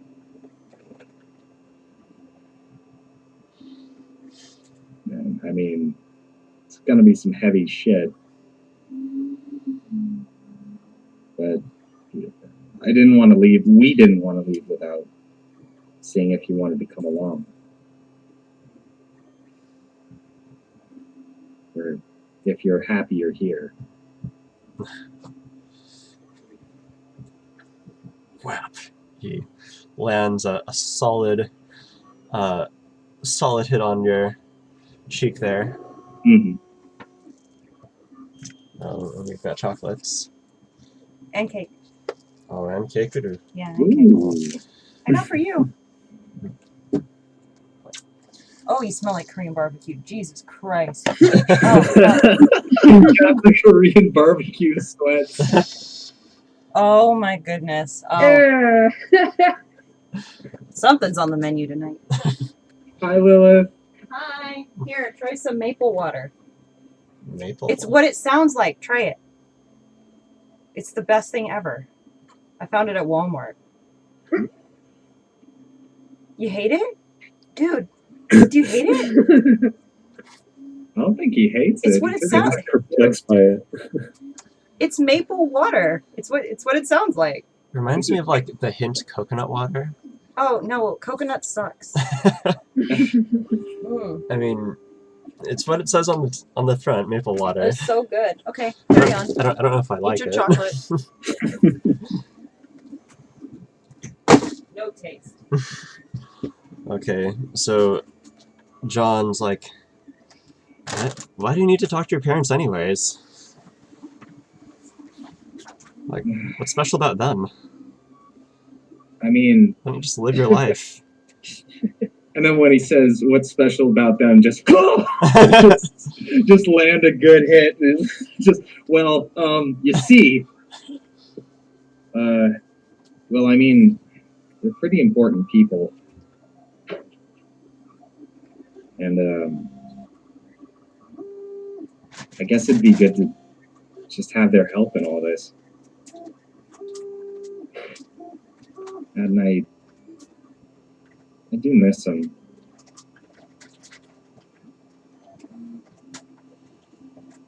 Well, my mom's an elf, and that's not a big deal. Your mom's an elf? You have to bam! Like, oh. Oh, that's right. Guard up. All right. So wait, your mom's an elf? And then just going at him.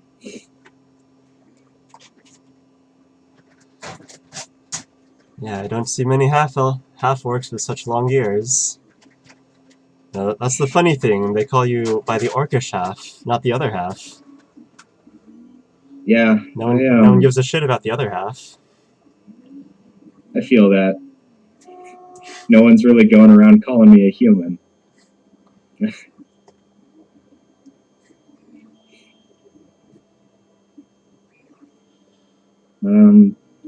Yeah, our folks just, they're so far beyond average. It's weird to talk about it.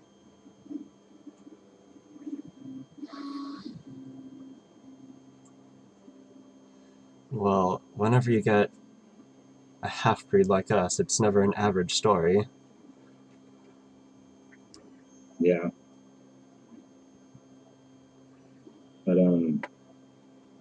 But I mean, whatever the case. I mean, did you want to come with? I mean, we'd be happy to have you.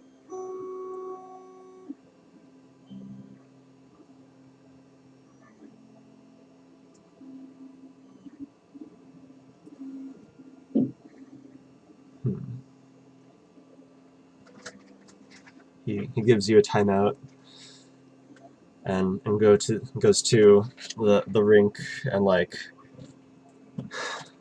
just settles down there on the The corner? yeah. And then just gets the little spray bottle from Charcoal. Yeah, an old man comes and cuts his eye. All right, you're doing good, naked. They've got you 2-1. You're landing a lot of hits, but they aren't good hits, all right?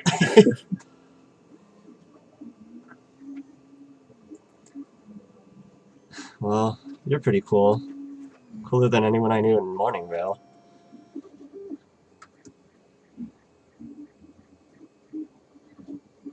And this is a lot of money we're making here. Yeah. You're telling me. Like, fuck man, the most I've ever stolen was like 5 gold. Mm-hmm.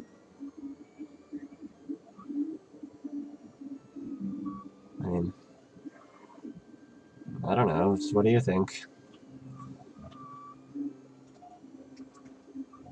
I mean, I honestly don't know.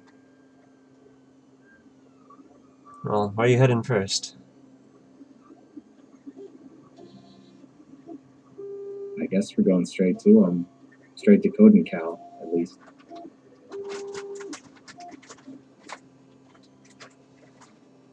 How about I go with you over there and then we'll see. All right. I'm not sure if they have any above ground fighting pits in Code and Cal. I'm sure we can find something when we get there. That just means more money, right? More money and more danger. We were using real weapons in the fighting pits in Code and Cal. But, I mean, your form's been improving. Charcoal can attest to that.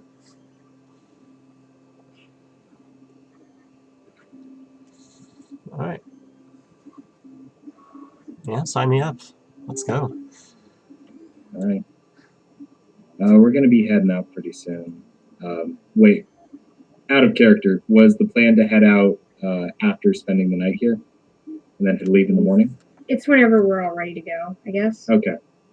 Then, yeah, we're probably going to get together pretty soon. Just everyone saying their goodbyes and all that. So,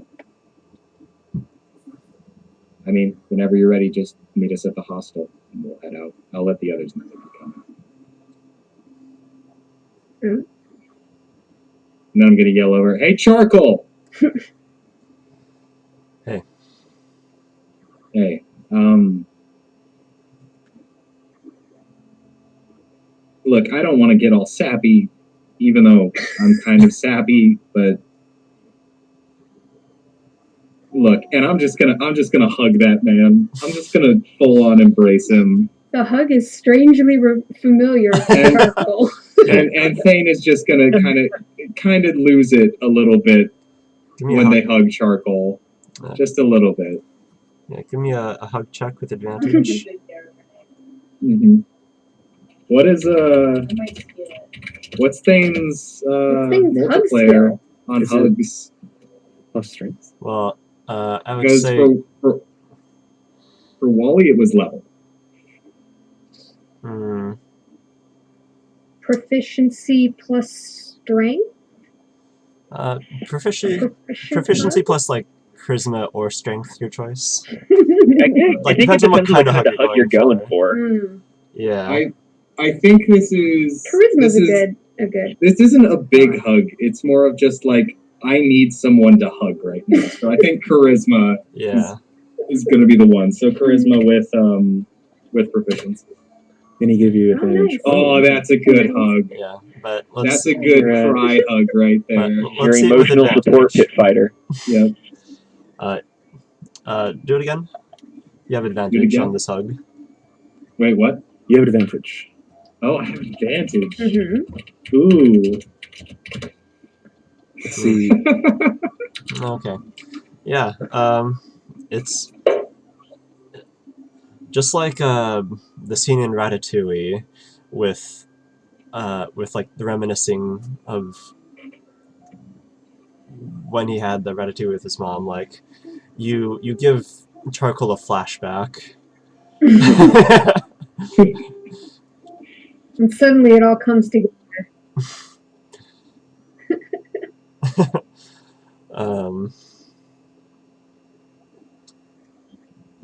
And he's like, that's what fighting's all about, bud. He's just gonna wipe the tears away. And just say thank you. I'll make sure to come see you all again soon. Yeah, don't go too far. And then just gonna unwrap, redress, grab a beer on my way out. Not to bog down this night any longer, but I think I cut out when I was trying to like talk to Thane for a second. So when you get back, Shanna would like to talk with you. Okay. That works for me. Because I'm heading straight back. Straight back from the fight pits. I'm like, are you coming in with beer? Like, what's the... Yeah, I just have a beer on me. I've just been sipping. Like it's barely been drunk. Yeah, it's kind of lukewarm by now. Oh, okay. Yeah. Just more just to have as like a memoir than to actually drink. Okay. Picked up a shot of Hornitos on the way. You don't know where you got it. I got it for you here. Thane, where? Never mind. Look. No, not never mind. Are you all right? What's like? Not to. I know you're going through a tough time, but what's your deal lately? You're barely talking to me. You storm off to the fighting pits like they're your family now. Have you given up? What's going on?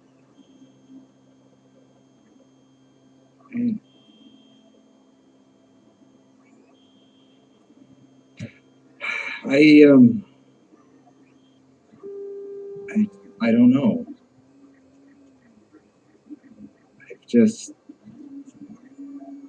I've been. At first, I went to the fighting pits because I was sad, and I was angry, and I guess that was a good outlet for that. And I mean, I know you're my sister and I love you, but I mean, there's only so much of that I want you to see when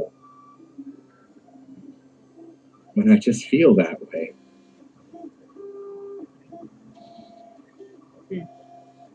I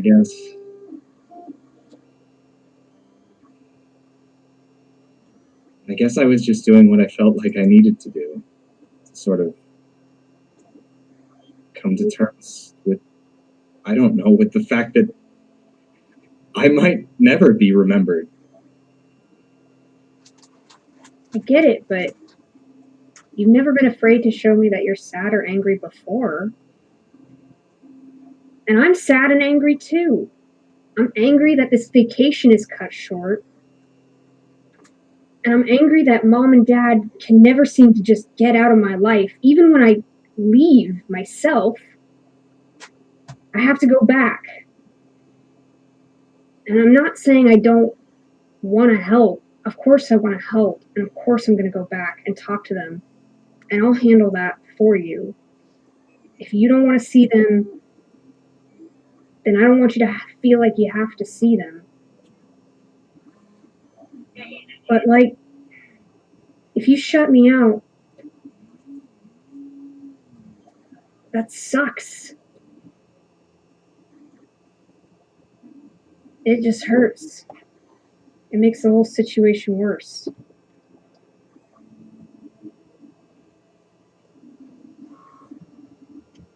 You know what? You're right. I'm sorry. I guess I just wasn't thinking. Not clearly. I don't think I can at this point. I'm gonna hug Thane. I'm gonna be like, hey, no one can expect you to be thinking clearly after what happened.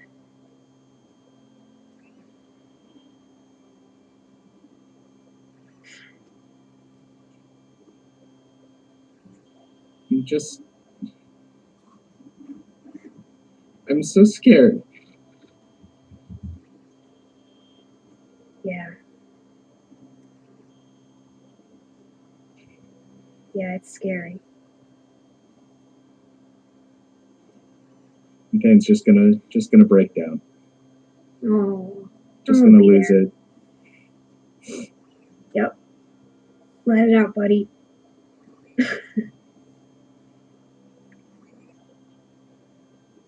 Inspiration for Thane.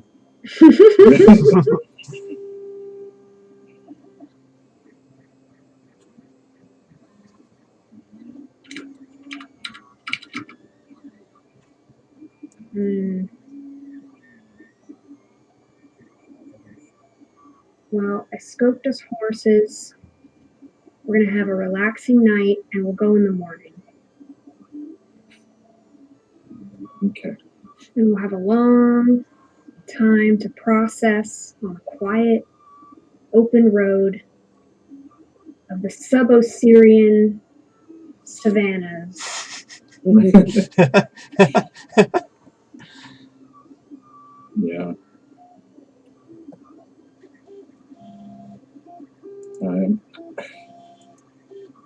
I'm really glad Merlin didn't just teleport us there. Yeah, because he would have shunted us straight into the basement, and that would have sucked. Yeah. Hate that basement.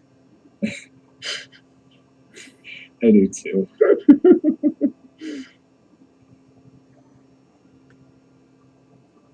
Let's God, I'm starving. Do you want to grab something to eat? Hell yeah, I do. What do you want? Fucking something cheap and greasy. Cheap and greasy. Oh. Not the communal calf. They don't got greasy there. Let's do the market. We'll find some turkey or something. Fuck yeah. All right. Fried turkey.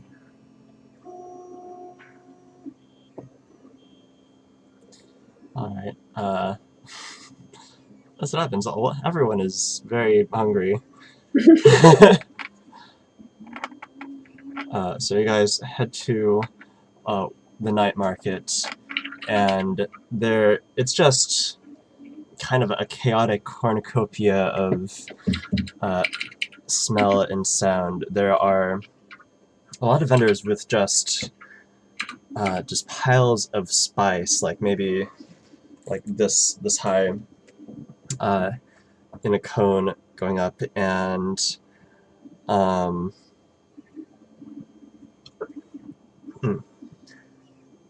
and it's just every cart you go by, it's like really, especially for your half elven features, like kind of an assault on your senses. And especially being this close to Draconia, and there's a lot of draconic cuisine here. Yes, draconic cuisine.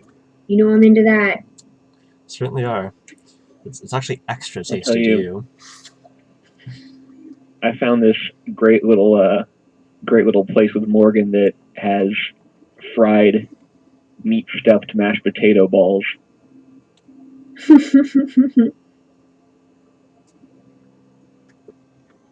Mm. Real cheesy, real meaty potato. It's comfort food. Oh, I'm gonna take that into consideration, but I'm not gonna be this close to Rulun for like a long time, it seems. So I'm gonna get my draconic on and get some spiced meats and such. Oh fuck yeah, spicy. I Yeah. imagine. Careful, you're a half elf. It's spicy. I'm also a half dragon, so Look, we were raised in a household that demanded our elf sensitivities to be thrown out the window. oh yeah, definitely. Cat wasn't having that shit. Yeah. Don't worry. We've been raised multiculturally. There's only so many times when you can have mint with tomato and fucking mozzarella. Yeah, the answer is like once before you realize what the fuck has happened here. Where have we gone so wrong? If You mom only Dad was always sure to give her the best elf portion he could, but for the rest of the family, we you were only try ham and banana hollandaise once. Oh wow. you, That sounds pretty elven. you only eat an elvish jello mold so many times. Oh, They just put the whole fish in there like it's swimming. It's still alive. I feel like elves invented ambrosia salad. Oh, they absolutely did. Oh, they also put Who else would mayonnaise. name it ambrosia salad? Yeah. They also put mayo on their avocados. God. Oh, fucking. can we take a break? Yeah, we can process this.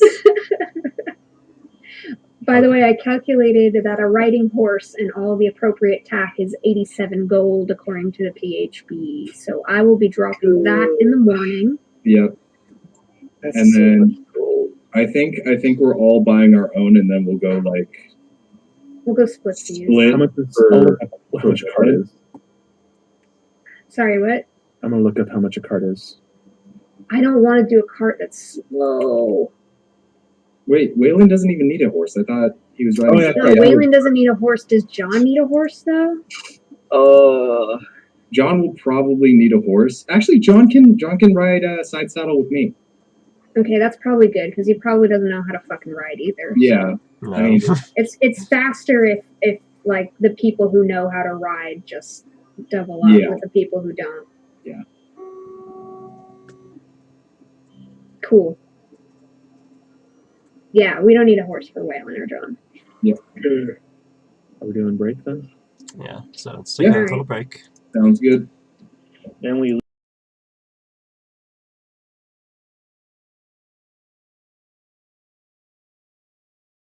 Okay.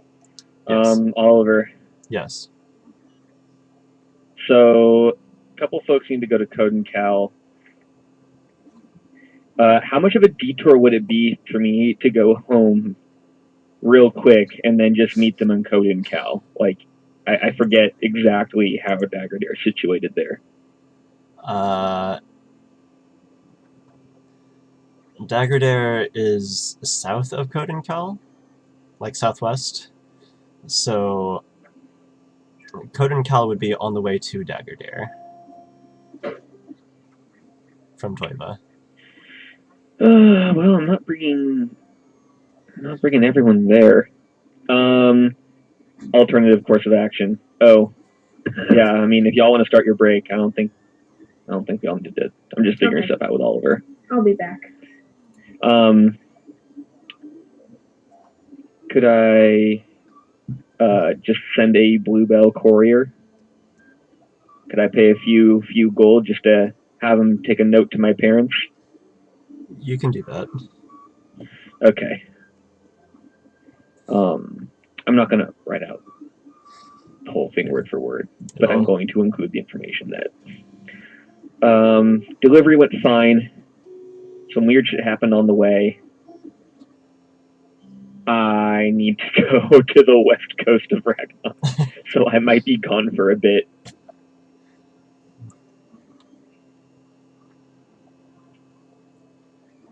So don't worry, I will figure out a way. I'll figure out a way to reach you.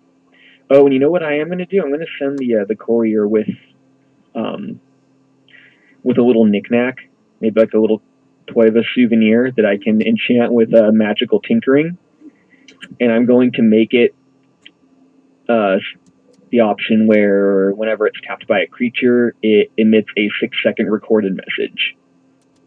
Okay. And it's just going to say, "Love you, Ma. Love you, Pa. I'm A-OK." And it will stop functioning if I die, so they'll know if I'm dead. Perfect. Yeah, you. I'm gonna do something similar for Morgan. I'm gonna leave her with a little knickknack that holds a recorded message. Okay, so you find a nice pair of sunglasses for your parents. Something that's very Toiva. Yeah. And what have you got for Morgan? I'll think exactly what I want to leave her, but I do leave something and I'll determine it later. I think I need to put a little more thought into that one. I want it to be nice.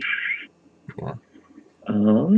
As well, she gives you 50 gold from her own purse. Wow. She doesn't need that in the city? She can make money. She has skills. Yeah, like she's a rogue. She can handle herself. Yeah. How much does it cost to send a courier? It's like, well, it would have to be a Bluebell specific courier. Yeah, it has to be someone who knows where Dagger Dare is.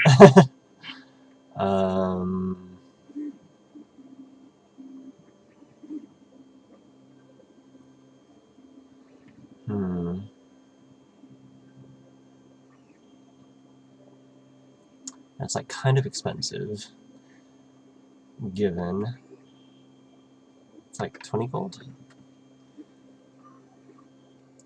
Because that's agreeable. Yeah, on the I was courier just thing, handed 50 for no big reason, so. Yeah, on the courier thing, it says like 2 copper per mile, and that's a couple hundred miles. Yeah, that is quite a trip. Yeah, I'll give him throw an extra 5. I'll tip him 25 gold. All right, there you go. Oh, and lastly, I totally forgot, but I needed to pick another language because of my background shift. Are there any languages in particular that who's it? That either like is spoken in Daggerdair, but they're all halflings, or like I don't know some language the Bluebells deal with. Well, do you... I'll say you can spend that to know Thieves Can't. You know what? I was just gonna. I had thought about that too. It is kind of like the druidic thing where it's like only rogues can ever know this, but in the context of what I'm up to, the context of like my background and the kind of stuff I'm up to, would that be acceptable? Yeah.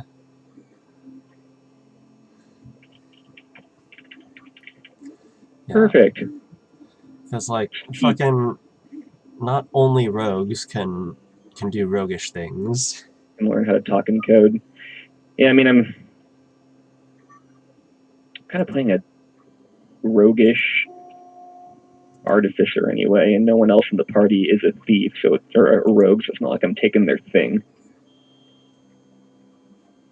Why is the group calling? I don't know. I'm going to answer that.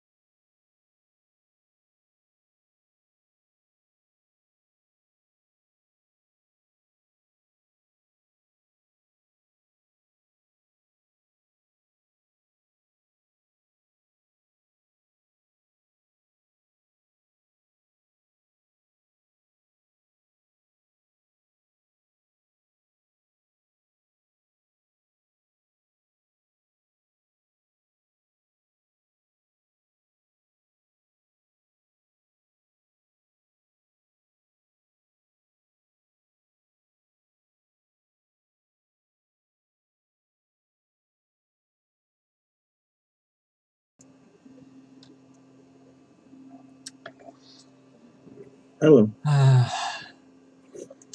And there goes my arc with Arcanist Denna. Rip. It's okay. Part of my goodbyes to her. Most of it. I probably mentioned to you, Oliver, I actually haven't been staying in the hostel. Where have you been staying, you silly boy? I've been getting good use out of my background feature. Yeah, so where have you been staying? A farm on the outskirts of Toiva with Mrs. and Mrs. Dusseldorf. Dusseldorf! Solus, come in, come in! Mm. Oh ja, Hey, man. Frau und Herr Dusseldorf. What happened? To see you, my friend. Willkommen! Wow, your accent's really changed. Yes, we are trying to be like elves now. You're working on our fancy. You sound like the Nazis from Wolfenstein. Right, though. This is the way every elf in Everlasting talks now. This is the way that all Nazis speak, not just the Wolfenstein ones. All the elves have taken to wearing these charming red bands.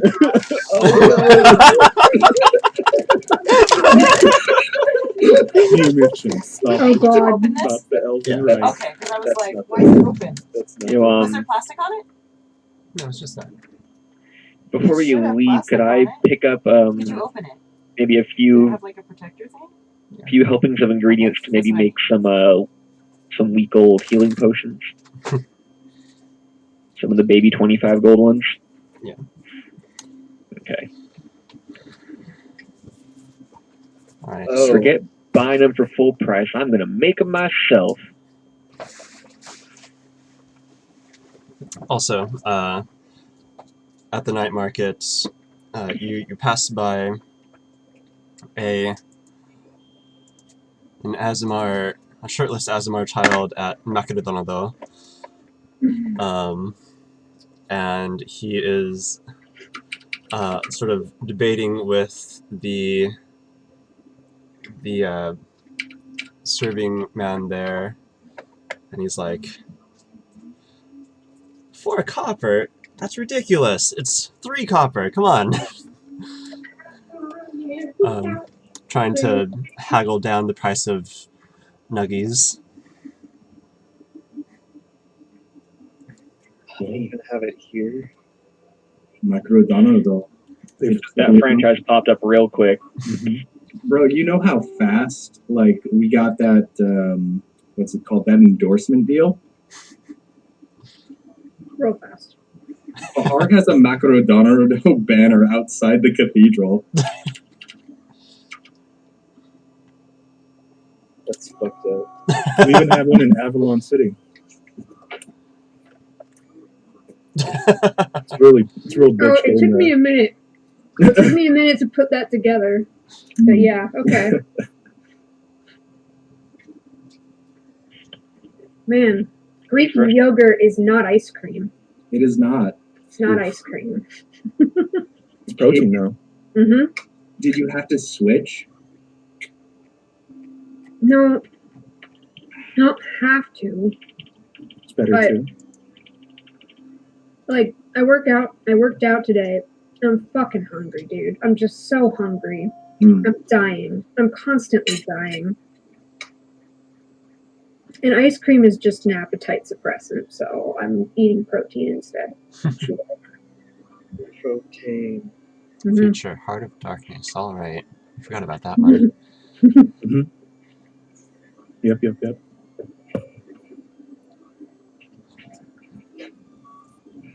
Is everyone here, Tyler?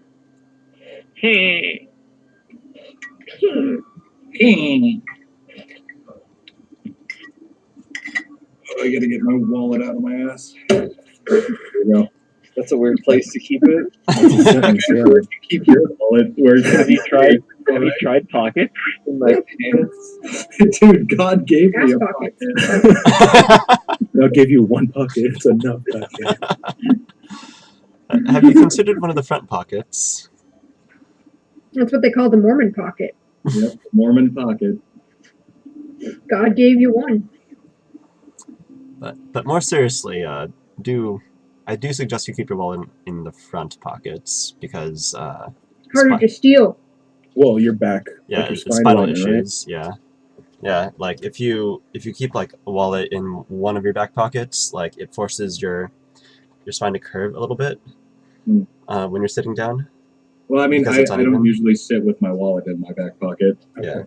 How It's big are your guys' principle because I'm constantly sitting at the office. So I've shamelessly adopted the man purse, so Oh, I mean, yeah, as you should. There is no shame in having a man purse. it's so great. It's It's convenient. so great. Anyway, what are we doing? I think we're leaving Toiva. Also, I definitely can't. I don't want to go to Code and Cow too long because I'm definitely wanted. Yeah, I want to go somewhere new. Yeah. yeah, Solus doesn't want to be there either. I guess we're just checking on this library book mostly. Yep. And I mean, also, like, we're handing off the background macro quest to Aldi and Walton, I guess? I guess. Okay. Just Merlin is far too busy. I mean, apparently. I thought it's more that we're just getting their insight. Maybe Yeah. I'm wrong. Yeah, I mean, that and, like, Merlin was like, they should help.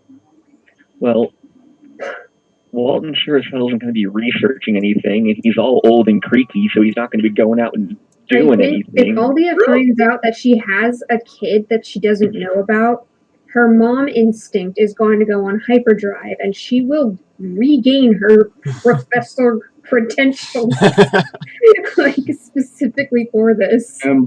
Walton is only like 51. All right.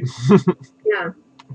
Hell, he'll probably want to go to Alf with us, and we'll have to be like, "No, Dad, please just fucking stay at home." If you have a bad back, he'll slow us down. And the man takes care of himself too. He's not like one of these 51-year-old ex-football players from high school drinking beer, sitting on the couch getting his fucking beer belly. That man lives every day. He did not peak in high school or at 28. He kept going. Yeah, so he is just. No, I mean he's like Gandalf. Look, I'm just saying, that man upgraded from like a normal bow to one of those fucking dragon longbows that shoots the lance, all right? Yeah, like in Dark Souls. I know what you're talking about. I was going to say that, yeah. Hey, Oliver. Mm-hmm. There's spells written on the glass wall around Toiva. Not They're like the Temple of reference Nethys. guides. Yeah, it's not the actual spell. It's for commoners to like understand what they are, or like. It's like, hi there, welcome to Toiva. If you touch this wall, you'll die. It's like that. Maybe Waylon can get lucky at the that one place in Code and Cal that slips my mind. Which? Oh, it's only depictions of common spells. I see. Yeah. I was hoping I could learn lightning bolt. I want to learn Bones of the Earth, but I probably gotta wait till level 20. Bones of the Earth? Yeah, dude. Pretty metal. What is? Well, I'll let you look it up on your own time. I used to play bass for Bones of the Earth. I know. An elemental evil spell. Okay. What? An elemental what spell? An elemental evil spell. That's what it says. I don't think you're looking at the right fucking that's game. from that's the source, isn't it? It's from that book. It's from Xanathar's. It's in Xanathar's. Is this not a 6th level druid spell? It's a 6th level sorcerer spell. Also, it's not a Let's see. sorcerer spell. That spell is. I'm pretty sure it is. Anyway, it's not important. It's like level 20. Are we ready to go? Yeah. I'm ready to go. Hop on, Waylon. Here, I'll help you on your first horse. Wait, I want to do my quick goodbye. Oh yeah. Oh, yeah. Enter scene. This is previous night. It says it in the bottom in Comic Sans. You see Waylon. I mean, you see Solus in overalls. In overalls, tilling the field. He wipes some sweat off his brow. He puts the plow down for the night, and he passes the barn where he's been staying, and he goes to the main farmhouse. And he knocks, and he lets himself in. Mr. and Mrs. Dusseldorf, I'm gonna be going now. Yeah, howdly doodly do. I just wanted to thank you for letting me use the barn in exchange for some work. I really appreciate it. But I'll be leaving in the morning now. So, goodbye. Thanks for everything. No problem. And be careful of that apocalyptic evil that's following you. So eccentric. All right. Bye now. And I'll leave them the keys to the barn. And in the barn, I'm gonna open up my book and I'm gonna write one last. I'm gonna write something to Arcanist Denna. I open my book to an empty page, the Book of Secrets, and I rip out a page, and the page from where I ripped it reforms. And I take that empty page and I start writing a simple letter. That contents are as follows. Hey, it's Solus. I'm gonna be going now. I'm going west. It's pretty far, and I'm not really sure when I'll be back. So, I know we only hung out once or twice, but it was a nice change of tempo. And well, I wish you well in your research and all things. P.S. Make sure you get some more sleep. From Sully. I wrote love, and I'm like, wait, no, that's too intimate. From Sully. KDM Solus. And I'll get that all folded and sealed, and I go to the academy. And if they don't let me in, I'll just invis my way, and I'll just slip it into her office door. And yeah, and then I'll meet up whenever we have to meet up. Yeah, you slip it under the door, and like it goes.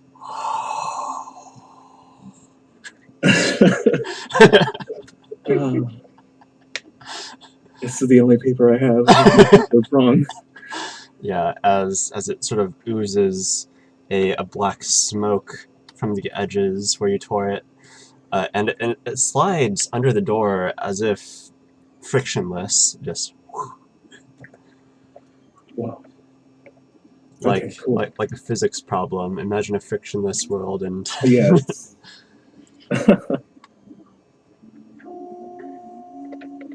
But that's my goodbye.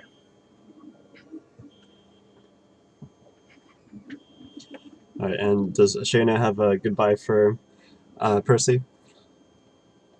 Oh, yeah, for sure. I mean, I say goodbye. I don't know if you need me to, like, roleplay that. We can, I guess. I don't know how. Hey, we're going. But I'm nothing sorry, special, man. Just say goodbye, yeah. You are pen pals, right? Yeah, well, we'll keep in touch. It's Yeah, good to see you in person again. yeah, it was good to see you. I'm sorry this whole fucking shit went down. Yeah, Anyway. but, well, I really hope that you can get this fixed. Yeah, me too. That'd be great. Keep in touch. I tap the slab. Yeah, if Dad finds anything or, whatever, I'll let you know. Yeah. Or if you find something, let me know. Yeah, I will. I'll let you know if we find that book.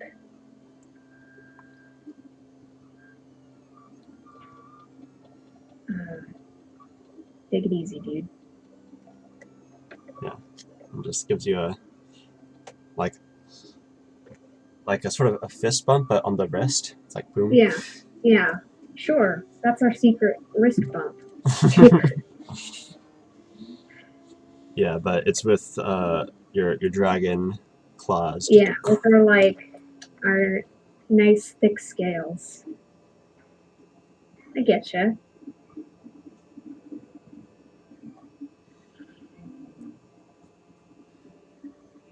And then See you at Waylon, Christmas. and then Waylon just ghosts everybody. Yeah, Just gone. that's very good. Howdy. All right, bring in the new character.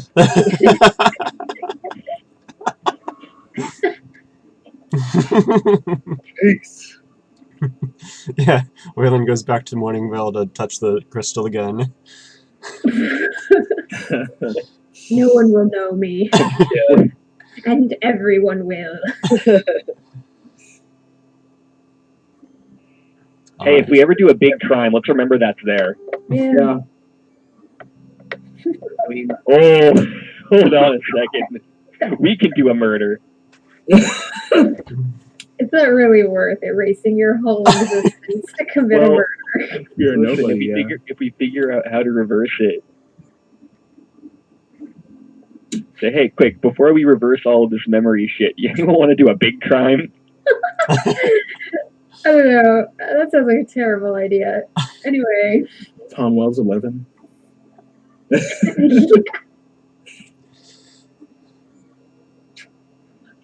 Okay, Shayna, make a reflex save. Oh.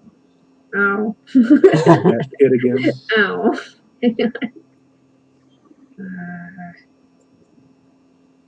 It's 12 again. Shayna! Somehow I expected this.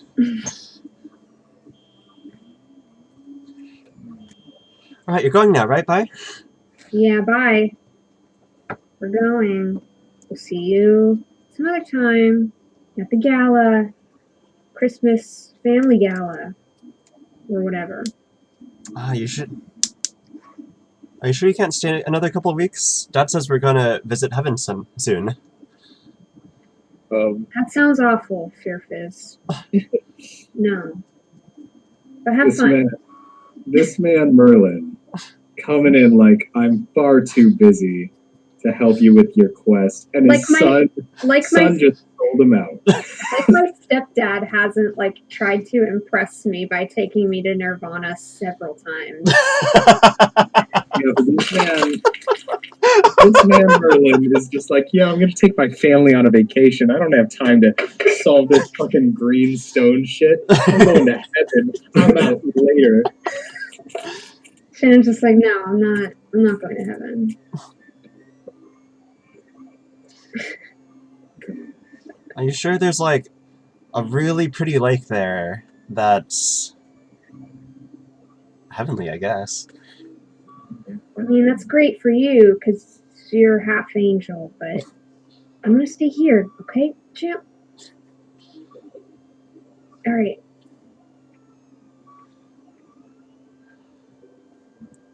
Okay, don't die. Okay, you neither. Heaven's got crazy things. They got angels that'll murder you. Anyway, don't die. Everywhere's crazy things. Yeah. Especially heaven. You ever seen a god fire fist? They'll murder you. Anyway, have fun. Fuck the gods. Yeah. You don't need them. Yeah, on the last one before we leave, I'm definitely waking up early to hit up the Shrine of Desna. This is a long trip. Oh, I forgot to do that! Well, that's just flavor. It's just morning. You can still do it, right? No, I mean- meant to do it when we got here, but let's say I just did it retroactively. Yeah, it's fine. Yeah, I'm doing it on the way out. So Okay. Well, it's really I easy have because prayed.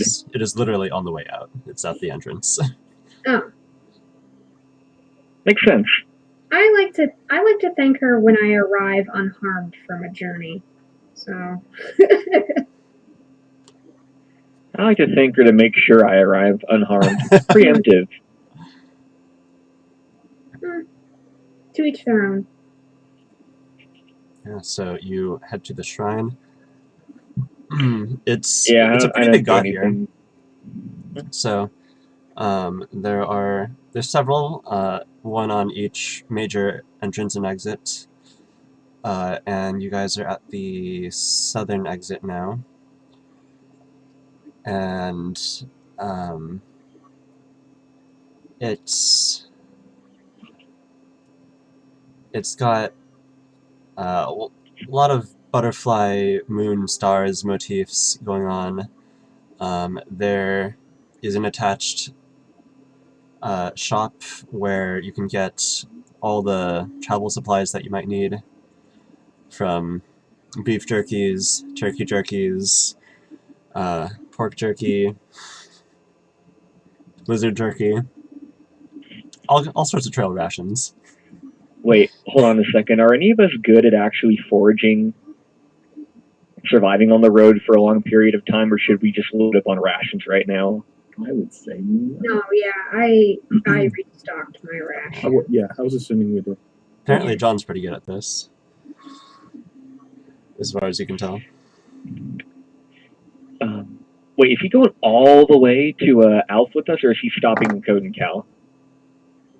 John? Yeah. Code and Cal. Yeah, okay, so we're going to need rations at some point, because the big leg of the journey is from Code and Cal to Alf. How much is a ration again? Like a couple. Like It's like a coffee? silver for 10 or something like that. That's pretty cheap. And he's like, we should get a donkey. Wow.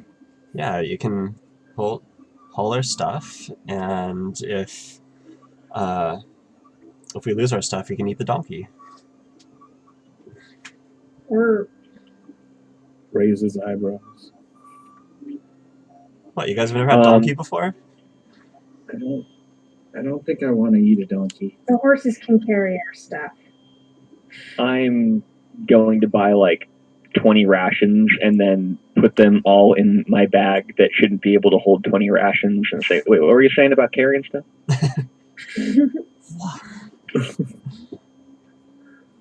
Oh, they're 5 silver each, so that's like 10 gold worth of rations. That's fine. I made money on my downtime. That's fine. That's fine. That's fine. It's fine. It's fine. Were we supposed to keep track of rations? I don't really care, but do that if you want. Great. My immersion.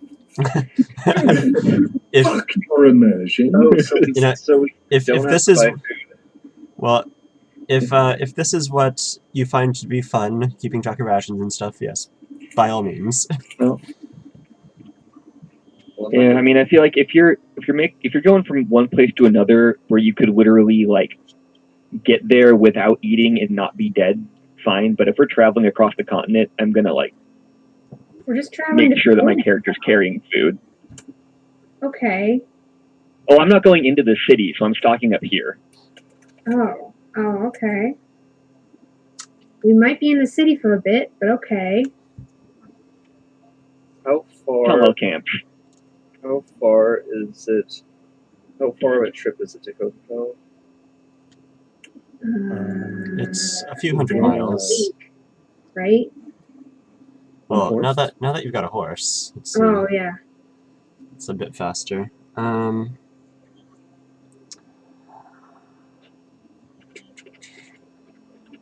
This is why I like hex maps. True. 2 weeks. 2 weeks. Okay. Wait, to Codencal? Let's see. I don't know how far a horse can travel in a day, realistically. Well, it took us like 4 days to get from Morningvale to Toiva, and you said it was about halfway between Codencal and Toiva, so it would take about a week walking. And the horse, A horse travels, Horse is faster. 30 miles in a day. So 3 times. so that's about twice as much as we get walking. Well, in 5e, you can walk 4 miles an hour. Well, I mean, a day of travel in 5e is like 12 miles, 12 to 15 miles. Okay. 4 miles in an hour is like a pretty fast pace. That's pretty fucking fast. Yeah, that's like actually running for me. Yeah, that makes sense. It's like if you're jogging. Like 2 miles an hour. That's I was gonna say that's a 15-minute mile, so that's like Yeah, almost a jog. Yeah, that's a jog. That seems generous. That's Not a a power jog, walk yeah. right there. I mean, it says for a fit horse, which I'm not sure if these horses are. These are fit, riding horses, uh, so yeah. 60 miles in a day. Is this just science, or is this the? That's 5e. Now this is just how far can a horse travel in a day? Yeah, Google. that's okay. Yeah, Luke's Yeah. just looking at Okay. reality. Right. We're So looking at reality people is 15 miles a day. Someone look it up. I'm trying to do something. How far can a person travel in a day? I'm looking anyway. Fresh mounts. Travel pace. So a fast pace is 4 miles an hour, and then a mounted character can ride at a gallop for about an hour, covering twice the usual distance for fast pace.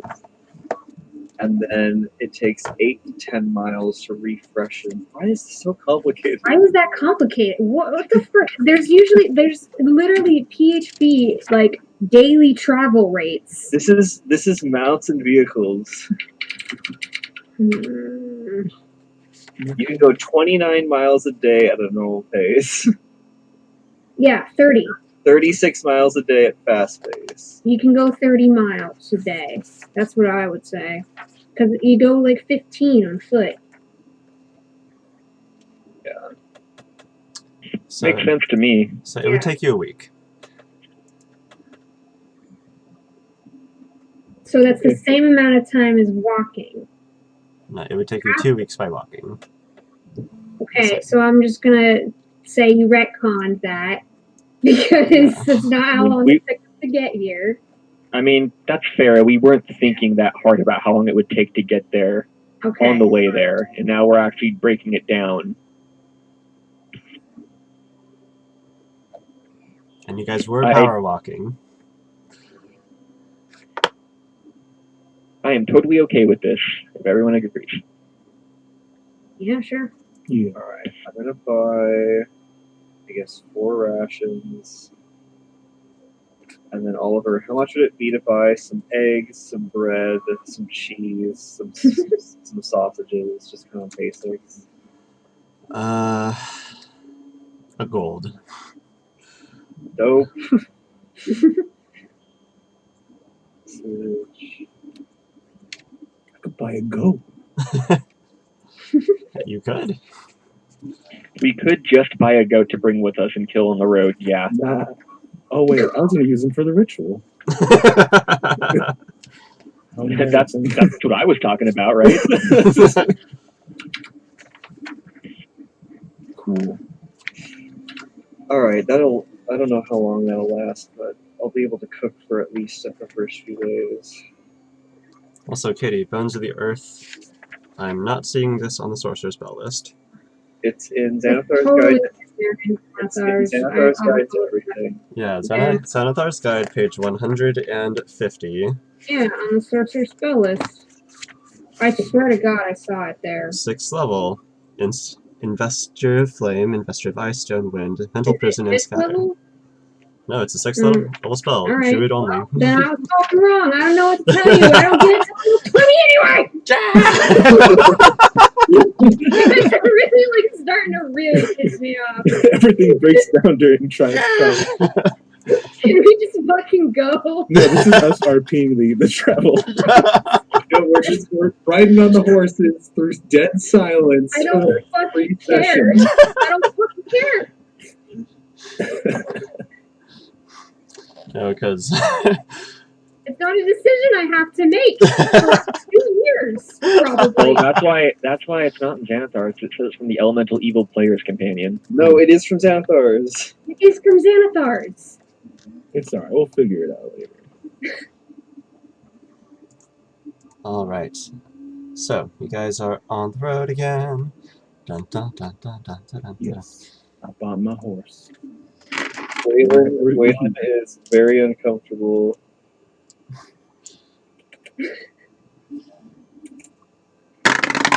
Sorry. So, did you guys actually go for the donkey in the end, or no? No. No, Why would I buy a donkey? not necessary. No, John's just dumb. We don't need a donkey. Don't need the donkey. Look, if John wants to buy a donkey with his own money, I'm he can buy fine. I'm not waiting for John to ride his fucking donkey behind us. I'm going. No, okay.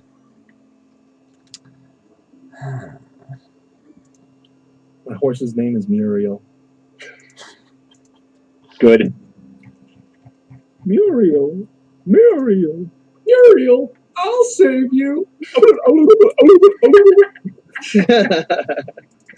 God.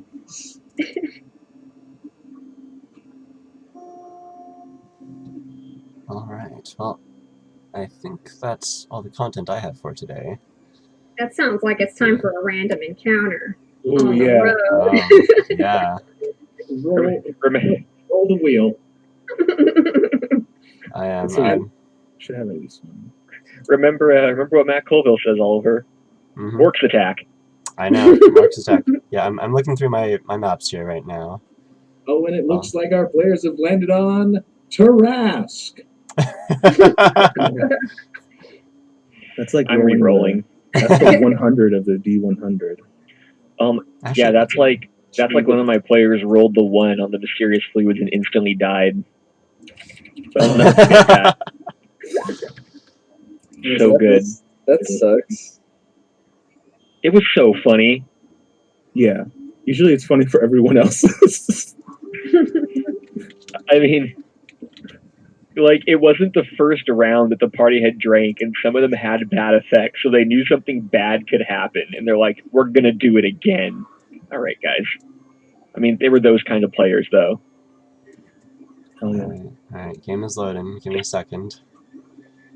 Just like the little chaos makers that just want to do shit to do shit. I'm trying to remember what Xanathar's guide said about cooking utensils. Guys, holy shit. Mhm. I Holy can shit. use for some reason, I can use my cooking utensils proficiency to forage for food. What? Whoa. You got a I dowsing mean, rod if in you there spend a or lot of time something? cooking, you can probably identify what's edible. So, according to Xanathar's extra stuff for different proficiencies, I can use it for knowledge of cooking techniques, obviously. I can use it when administering treatment to transform medicine that is bitter or sour into a pleasing concoction. And when foraging for food, you can make do with ingredients you scavenge that others. Is this just what I can combine it with? I'm not sure. It's just suggestions. It's literally all suggestions of what you could do. Well, so what it's outlining there is like with just the player's handbook, a lot of people correctly pointed out that a lot of tools and a lot of skills overlap. So they give you kind of little extra things you can do if you're proficient in both.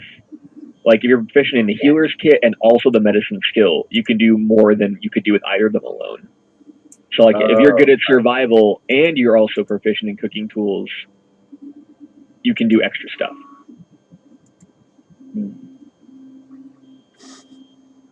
Well, yeah, and it's not limited to that list. It's whatever the DM says is feasible for your knowledge base and your skill.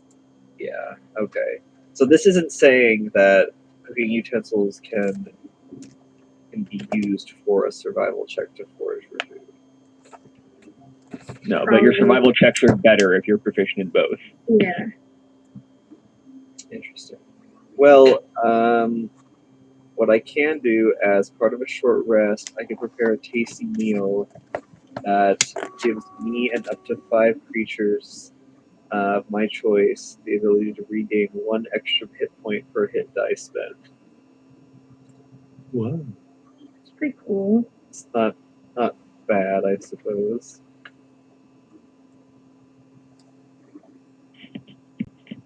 It's a pain in the ass for me to remember all the fucking tool things because I have so many of them. Sounds like a personal problem. I don't know. It's kind of intuitive though. You just kind of figure like, what can I do with this? And your creativity says what you can do with it, and you just ask the DM. And if it's good pitch, then good enough. Pitching.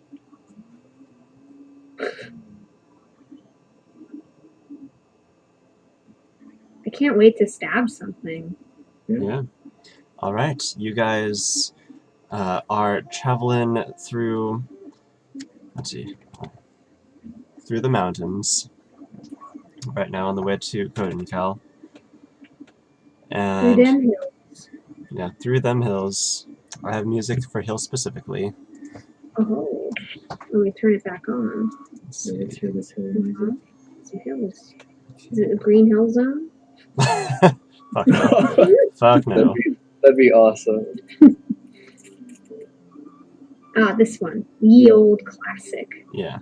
Crossing the Knoll. My favorite overworld theme of any game. That's a great one.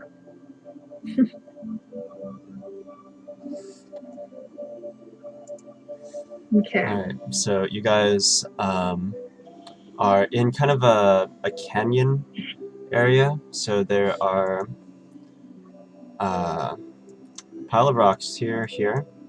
So this one can get up to 5 feet if you get on top, 10, and up to 15 here. And then here it just goes basically at a 45-degree angle up from the side. So like if you traverse up here, it'll be at 35 feet. And then the cliff face here is 20 feet tall.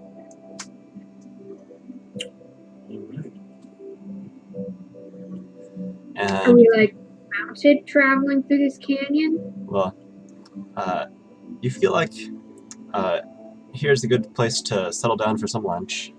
Okay. I'm gonna hitch the horse over here somewhere by these rocks. Hey, we should check out this area, right? Make sure it's good. We are in sort of a low-lying place. I mean, there's high ground around us. I wouldn't mind getting some height. And, Go, baby. Yeah, or baby can do it. Yes. Hell, save me the back pain. Smelter, go ahead as well. We'll start circling 80 feet in the air from me. Let me give you that perception. This is baby perception. Could I use I'm gonna say that baby calls like some well of eldritch magic in them, and they essentially cast guidance on themselves. What is that? All right? D100. I mean, What you do could you cast say? guidance on it, so I don't see why not. Yeah, I'm just flavoring it that way. yeah, it's just the flavor of whether you're doing it or baby's doing it. Sure, Yeah. why not? Oh, do I even need to roll? Oh! Wow. What the fuck? Okay. Bruh. Okay, you guys see it right now simultaneously. You see it stalking you, watching the group. It is a red dragon wormling.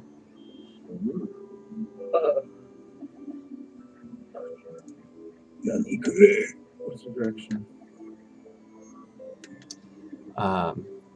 So it's looking down, so it doesn't see your scouts go up, but it's watching from. So it's looking at you guys from this direction. Is From this over here? Yeah, like underneath the canopy cover of the trees. this is like forested right here. Yeah. I phase out of baby and come back to my own senses. Guys, we're being watched. If I'm not mistaken, there's a dragon-like lizard over there, and I point to it. A dragon. Yeah.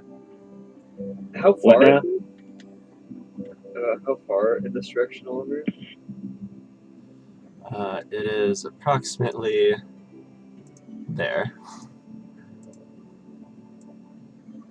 Call out to it. Yes, seems that we're being watched. Hey, we know you're out there. I'm saying Draconic. It seems kind of young. I'm saying behind this rock. No larger than our horses, you'd say, Oliver? Let's see.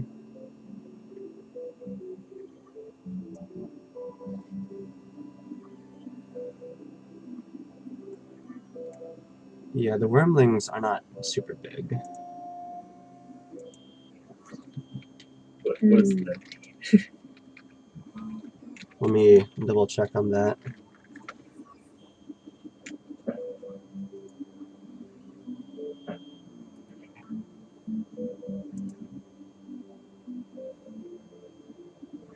I would assume. Yeah, it's medium size. Okay, yeah. So- So horses are technically medium. So it's about the size of a horse. I'm gonna say, come down if you're a friend, or leave if you're not. We know you're there. I think we might want to bring the horses closer.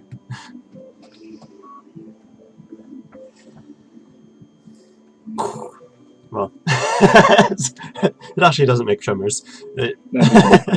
I'm thinking like dragon, boom, boom, boom, but it's just like.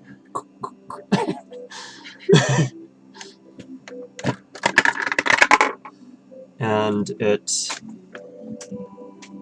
looks down upon you with imperious petulance. Can I see its color now? Yes, it is a gleaming metallic red. Ooh, I flare my brown wings and say, are you sure this is a fight you want to pick? Give me an Arcana check.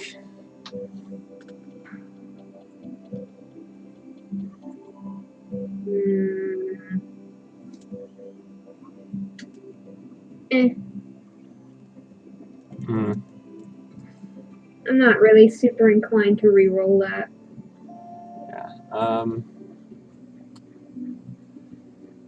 You think that now that's definitely something it's gonna want to beef with? Yeah, You- the copper versus red. Yeah, Yeah. Oof. yeah, like they definitely have beef with that particular color. That's why I'm kind of inclined to egg it on, honestly. I want to kill it. I mean, look, whatever beef they have, the Reds started it, okay? So, Honestly, yeah, they're the ones picking through our caves. so I guess throwing its scraps is out of the question. Pretty out of the question. It's not a friend.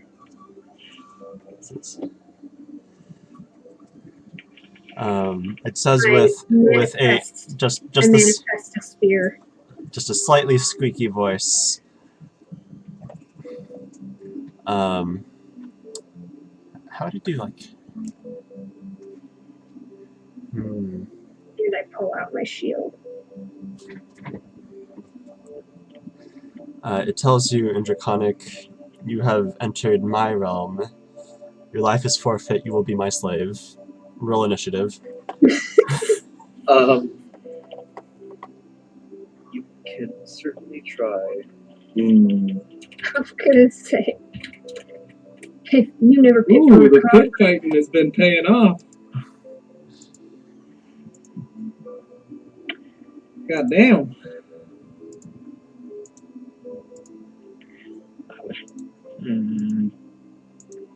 Nah, I don't need to. I don't need inspiration then. Where is the dragon? Durgan. Oh, it's just so. Oh, god damn it. That's just I can't see it, god fucking. That's why. Alright. Yeah, real great. Real great, alright. Oh no. shit. Has its natural fucking camouflage against my dumb Yeah. eyes. Yeah. It's okay. I also have rancid wizard eyes. Just not in color. Okay, how's that? Is Just that in easier? shape. Okay, so everyone put in your own initiative. I have. Thank you. Thank you, Oliver, for that tiny little aura. Make it a teensy bit bigger. 5.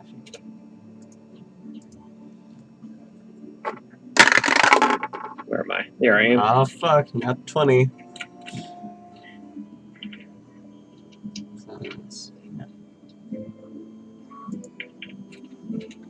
That's a good picture of baby's second evolution. I can't wait to see the third. Yeah, baby turns into that, we're killing it immediately, and then soulish. Dude, if baby turns into that, we aren't gonna have the chance. What am I missing? It's in the chat, Johnny. Okay, okay. I posted the fucking digivolution of baby. Let's see. Yeah, it's the Digivolve. And Thane, you have slightly higher dex, so actually you have vastly higher dex. I don't have negative dex. Oh boy. Oh wow. I'm okay with this shape. Okay, so that thing is like up on a cliff, right? Yeah, Uh-huh. so it I can't really is scale that shit. 20 feet above you looking down, so it has partial cover. Okay. All right. Prep. Well, I know it's most likely going to go for Shanna, so I will cast Shield of Faith on Shanna, Cool. and then I'm going to move a little bit closer to the Shanna area, Mm-hmm. to the proximity. I'm gonna be like right here. Mm-hmm. So you have +2 AC, Lee. Great. Thank you. That brings my total to 19. Shield of Faith lasts how long? 10 minutes. Good to know. But it is concentration. Okay. Don't get hit and lose concentration. Oh, I don't think I have to worry about being the one getting hit in this scenario. Don't worry about the horses. I'm worried about the horses too.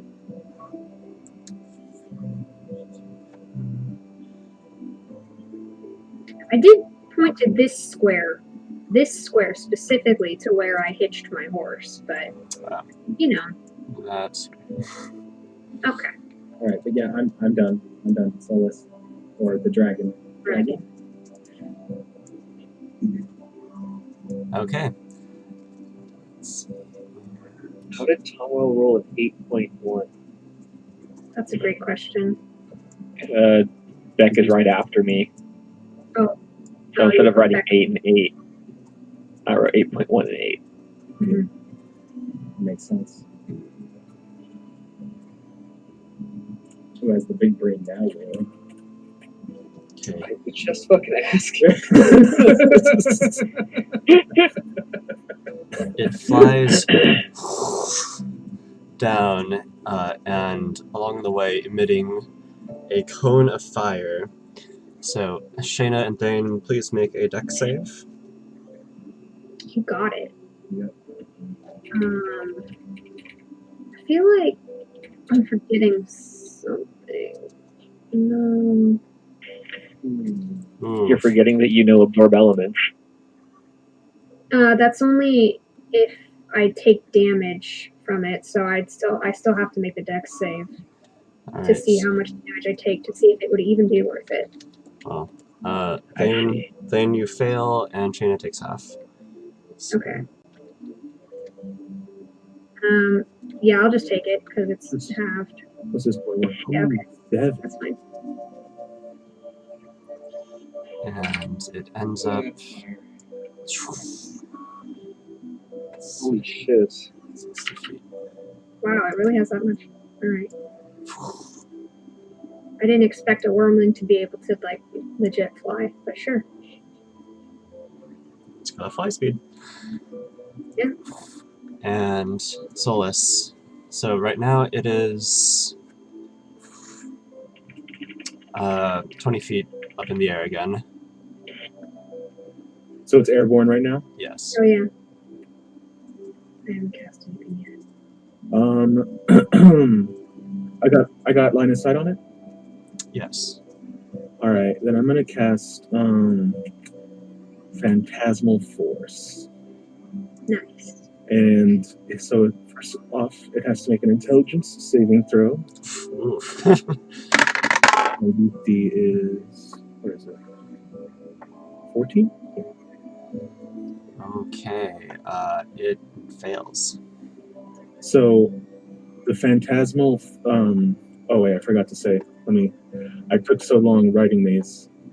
So as I cast Phantasmal Force, I say, "In stamina mundi," and I conjure, or I guess more, in this dragon's mind, I conjure the illusion that it's right from where it's flying, a cage wraps around it, and it feels, to it, it is real. So it starts to I imagine the cage just falling down by gravity and thus grounding it. Okay. And I'm also going to make the cage or with tendrils that are inside, battering him, so that so I can get that damage off too. Okay.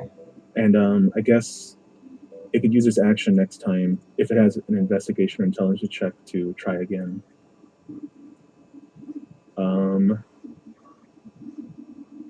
So I can do D6 psychic damage, right?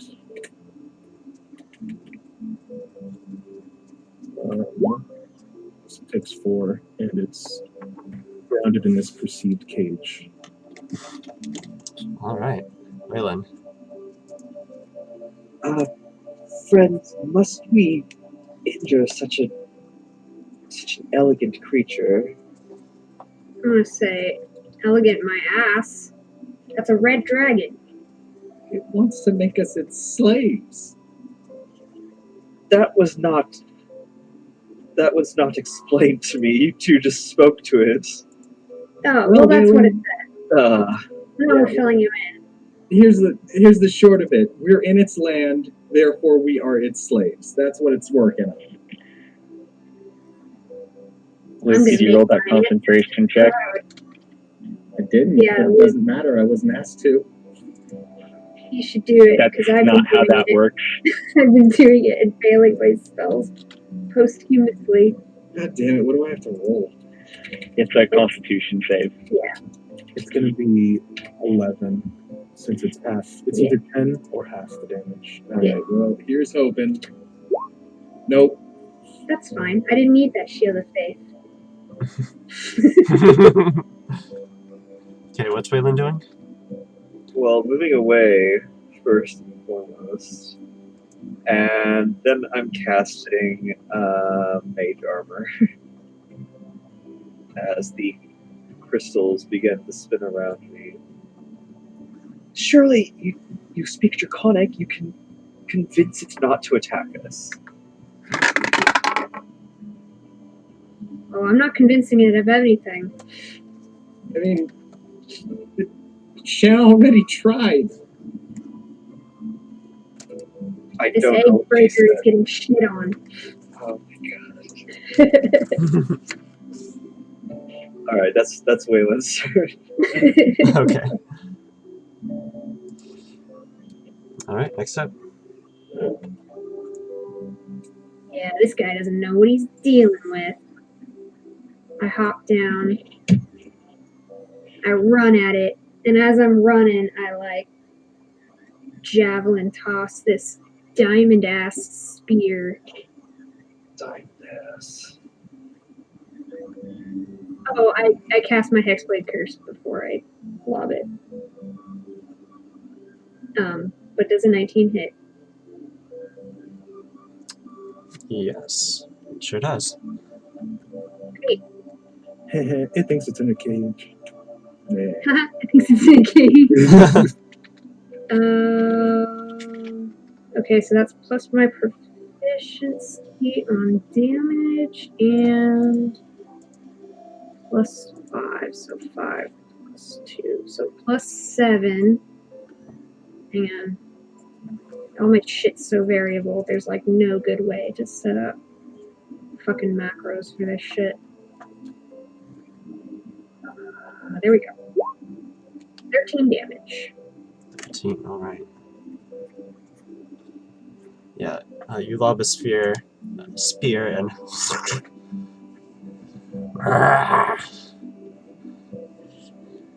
just grin. you will pay for that, slave. Do your worst.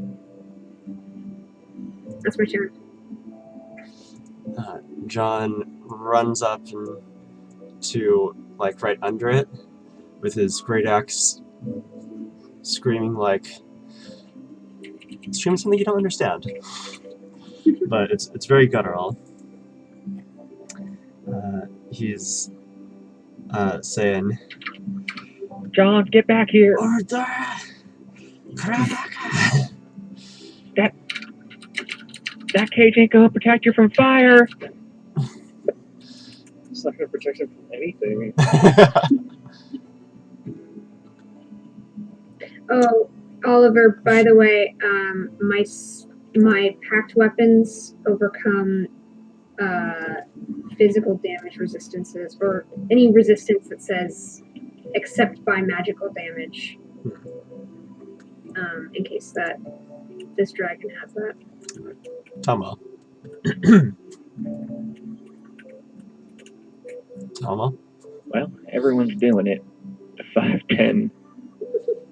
I'm not. 5, 10.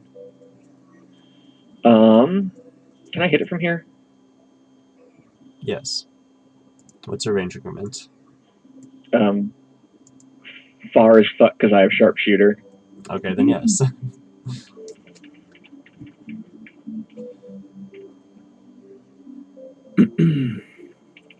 Quatink.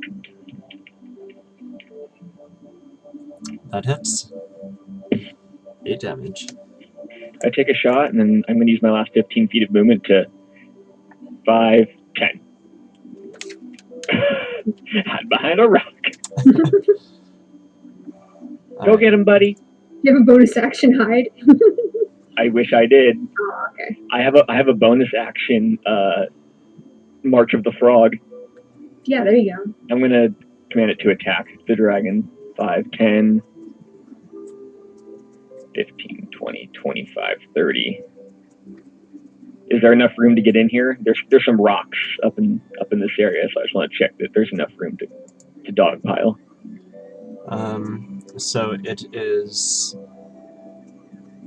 What's it called? The hard terrain, difficult terrain. To climb up these rocks there's like. It's not impossible, but like it's a 45 essentially degree angle of jumping on rocks to get up there. All right, he has 40 feet of movement, so he has enough. All-terrain frog. Mm-hmm. ATF. Absolutely. He's going to do his best. He Nice. actually did his best. Yeah, He that did. was its best. You weren't kidding. +2, right? Buddy? Yes. What's the 2d8 +2? Ribbit. Wow. As it opens its mouth and lashes out with its weird force tongue.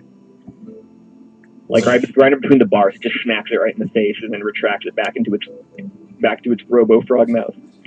Yeah. None of you guys can see the bars. It's just in the dragon's mind. Yes. All right, Thane. You are muted. I'm muted, but I'm also ready. 10, 15, 25, 30.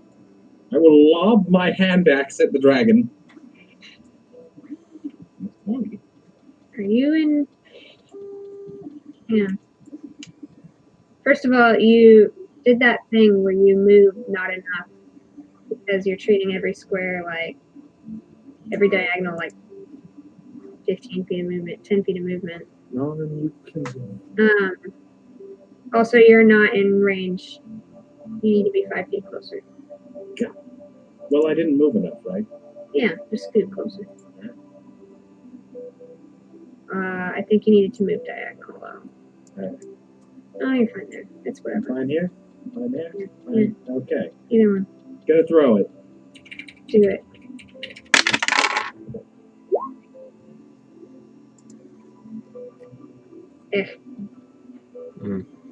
It's flapping around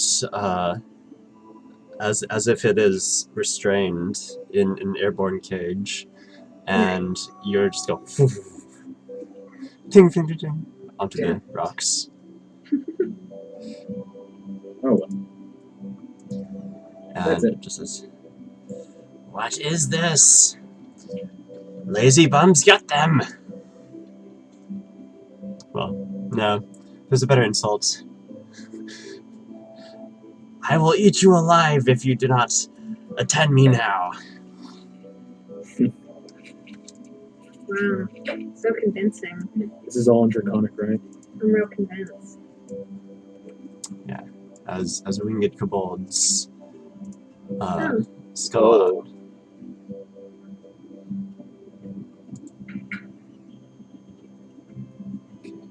Back turn.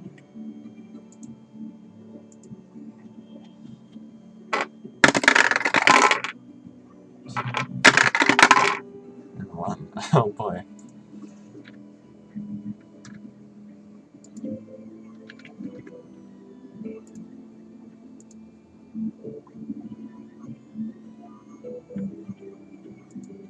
And it will attempt to get out of this prison, ergo investigating.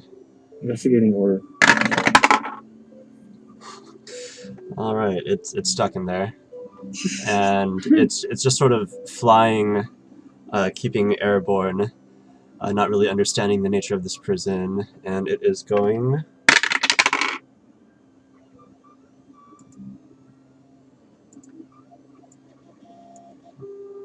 Yeah, it's going to go half of its speed in a random direction. All right, Solus. Does the cage like follow it in its mind? Yeah. Okay. you said did it just yell out winged kobolds? But if I scan my area, I don't see anything. Oh wait, I guess I see that on the map. Yeah, so you see 1 and 2.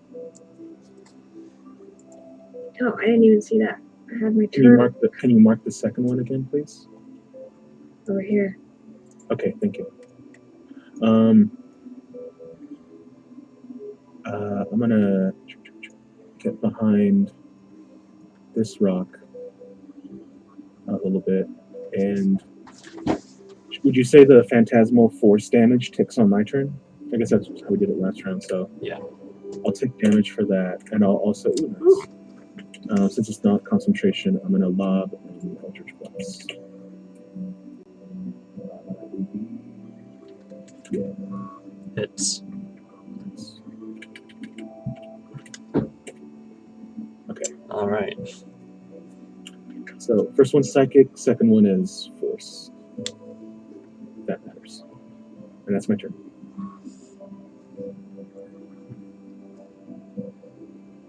Attack the black one.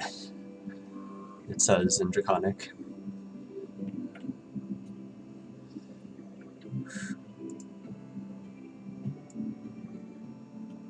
Oh, Oh, whoosh.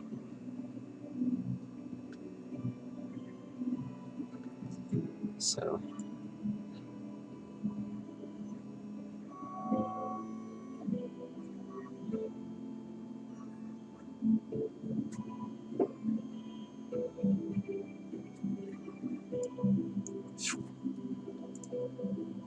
Phew.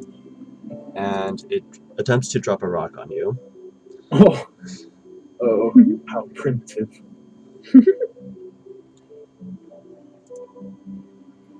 Ooh, 22. 15. Let's see. Wait, why did I put? Alright, you take 8 damage as a rock. The con save? I mean, a con check for concentration? Yeah. Oh, wait. It has disadvantage because it's the daylight. Let me double check. For sure. Nope.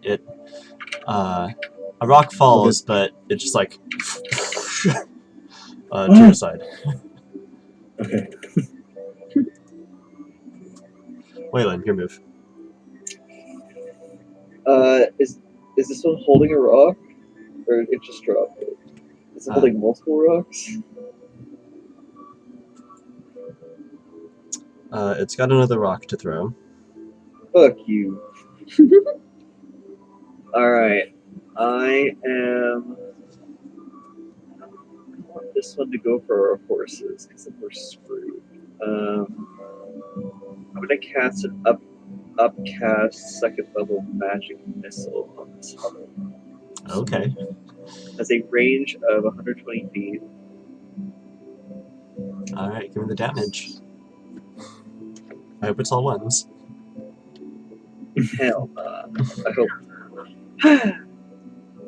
Ooh. And just blam!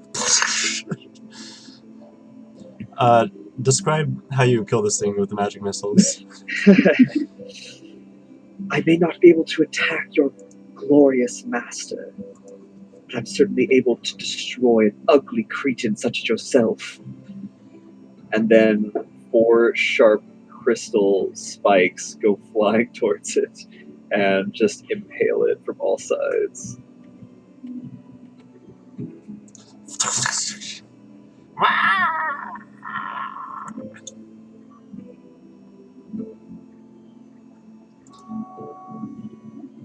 Okay. Oh, actually,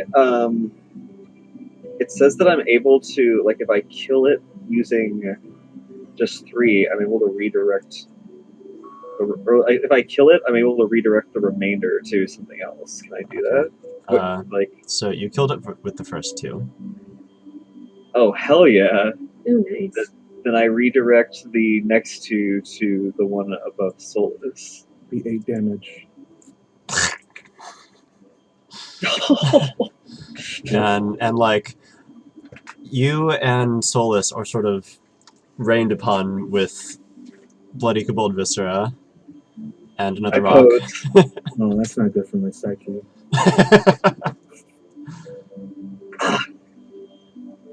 Disgusting.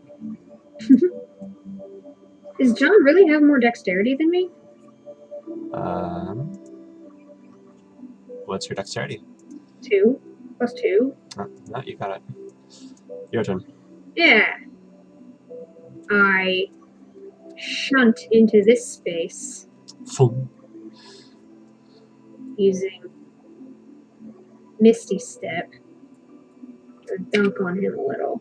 We step in. I draw my javelin with a flourish. And I attempt to stab this motherfucker. I do so with inspiration. Well, that. Thanks, Roll20. Okay, you misty step to just appear next to it in the air, and go for the stab, and it's still, flying around, trying to keep its airborneness, and you just stab right into the ground and land there. Cool. I stand up. John thinks that's a great idea What? and goes to move above it, but that's his whole turn. All right, Tomo.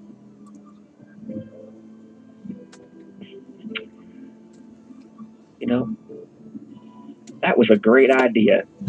I'm gonna run over and pick up the mist rock that the kobold tried to drop on Solus. I'm gonna pick it up. I'm gonna zap it a little bit, and it's going to fly out of my hand like a cannonball as I cast Catapult, aiming at the dragon. Okay, it makes a dex save.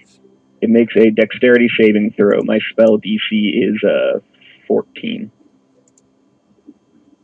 All right. You hit.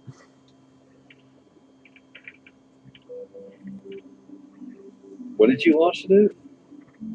The rock that the kobold had tried to drop on Solus. Oh, nice.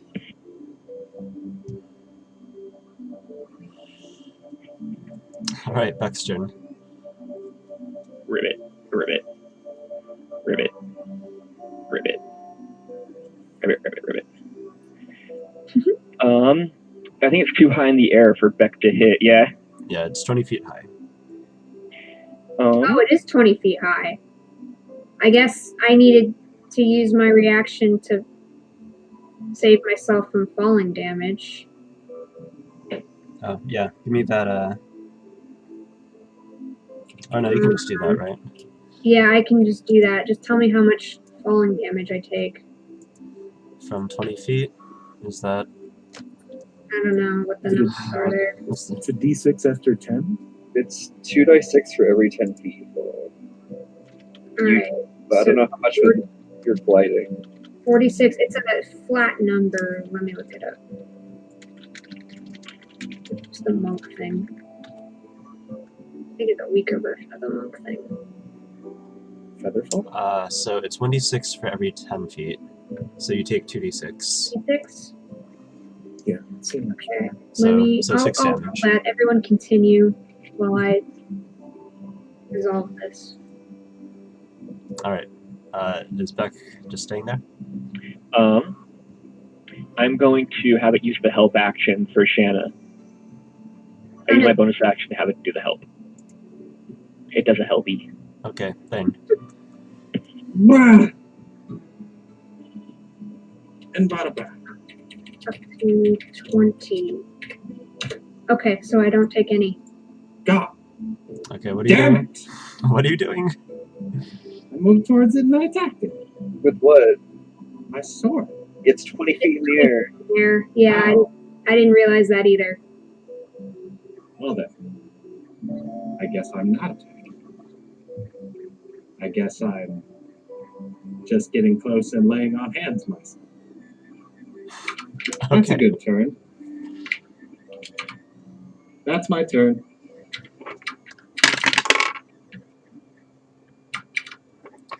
Alright, and on its turn, it will continue to try and keep air within this flying cage and go. Let's see, 30 feet that way.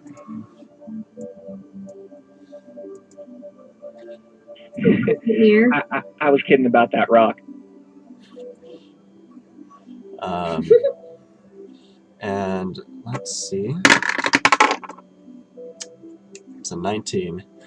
Alright, it has broken out of its cage. Nice. It was just a prank. It was just a prank. Frankie was just goofing you. Your flesh will burn so nicely. It says in Draconic. Solus. So, okay, so it broke the illusion. Yes. So, I'm going to say that Solus actually has an involuntary moment. When he feels the warm blood and viscera hit his face, he has a flash of a smiling woman, a familiar face. And he rubs his face, and he sees blood on his hand, and he starts going,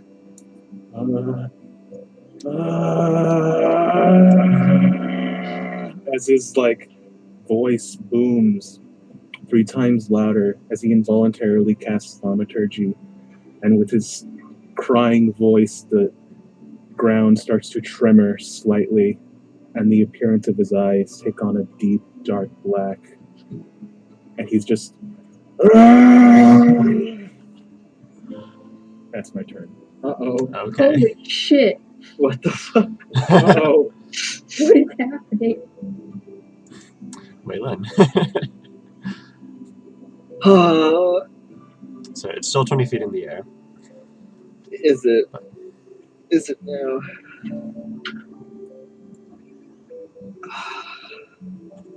Damn, that changes things.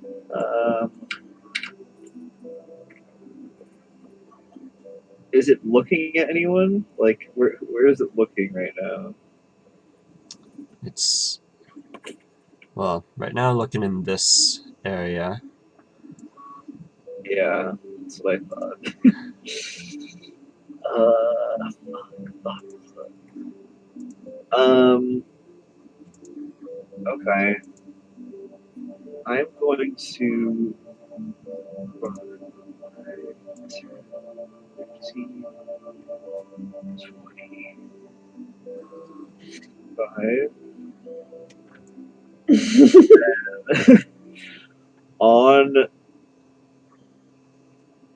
I'm going to cast Fog Cloud on the dragon. Oh, okay. 20-foot radius sphere of fog centered on a point within range. The sphere spreads around corners and the area is heavily obscured. Alright. The dragon is in fog. You cannot see it. Oh, what? Waylon? It can't see us, though. Well, I can't see it. Look. And from the fog, you just continue to hear. I mean, as long as the fog isn't dispersed, we know it's in the same area. Oh, if I had gust, I would disperse it. Well, fuck. Okay. I'm really dragging this out. Dragon. Yeah. Really? I guess I'll just cast, I'm gonna move up here. Well, I'll cast Expeditious Retreat on myself.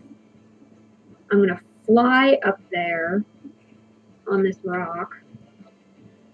And I'm going to prepare an action to huck this bonded javelin at the dragon whenever I see it. And that may or may not be with disadvantage, but does Bex help? Is Bex help still in effect? Would that be in effect for a reaction? if he's not still adjacent? I think you'd have to stay adjacent to help. Okay. Never mind. I'm taking the shot, even if I have to take it at disadvantage. So if he's within 60 feet of me and I see him, I'm gonna fling a javelin at him. John's and I'm like, not concentrating on something. okay. John's like, well, fuck. And he moves. John, I don't think you can jump 50 feet horizontally. Alright, he is going to take out his spear and ready in action. Tomwell. 5, 10, 15, 20, 25. And I'm going to... I didn't get far enough away to, like, get scared. I think I'll also ready an action to shoot it once this stupid, this damn fog goes away. It's not stupid. It's pretty stupid, Waylon. It's not stupid. As soon as it flaps its wings, it's going to disperse it, and then you can all attack. My bonus action, well, Beck's going to move. 5, 10, 15. And I would have just flown in, but I don't think it works that way. I am going to use my bonus action to tell Beck to search. Standard.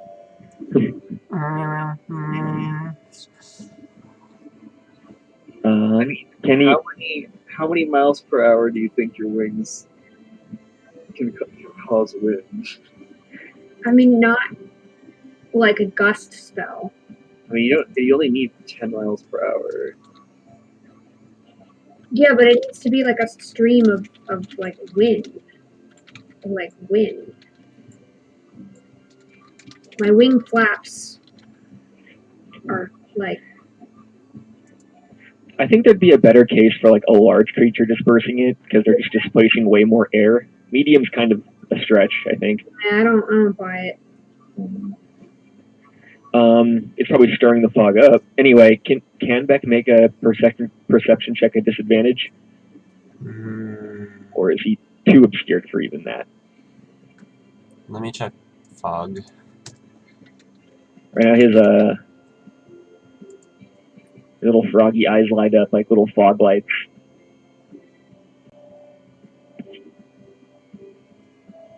A creature in a heavily obscured area effectively suffers from the blinded condition. Yeah, so it just can't be seen. Wait. Right? In the vision and light section, it says a heavily obscured creature effectively suffers from the blinded condition. But then in the player's handbook errata, it verifies that a heavily obscured area doesn't blind you, but you are effectively blinded when you try to see something obscured by it. And if you are blinded, then attack rolls against a creature.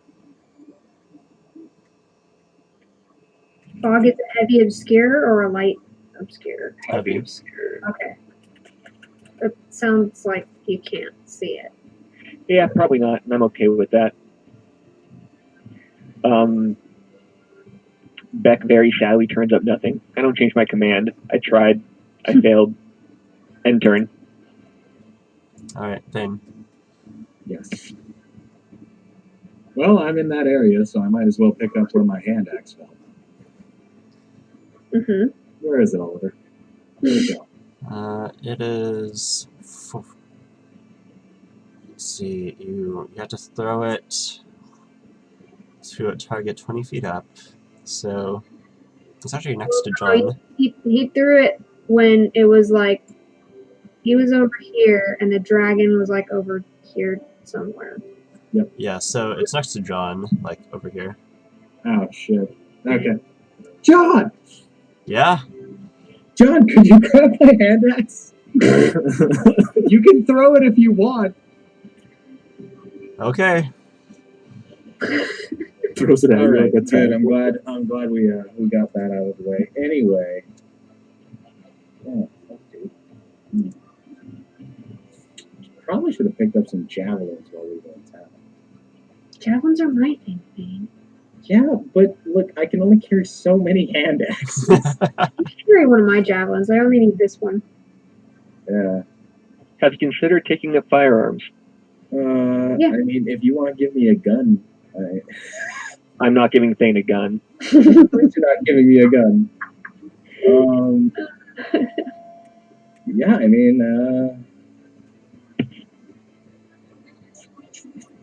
I guess I'll recast Shield of Faith on Shanna, Okay. because I can see Shanna.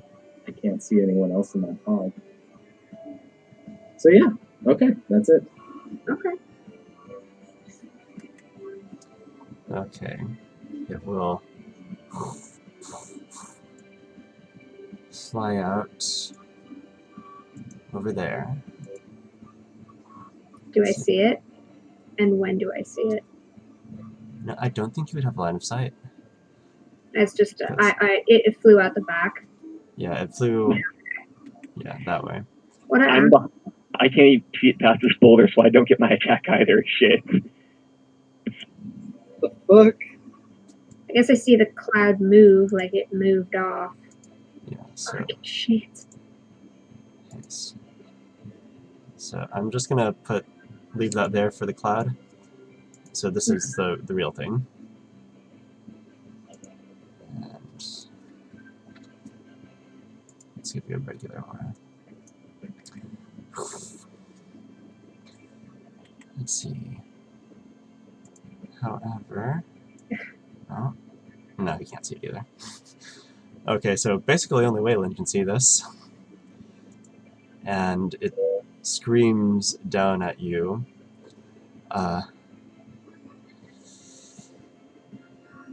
I will remember this. Little morsels.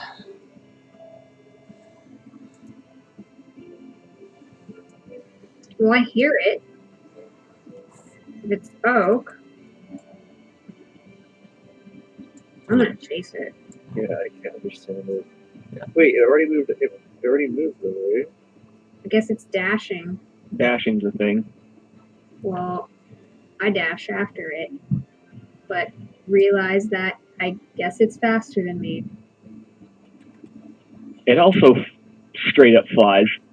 Well, I straight I'm up fly now that I have like expeditious retreat, but I mean effectively. But it doesn't really matter. It's still faster than me.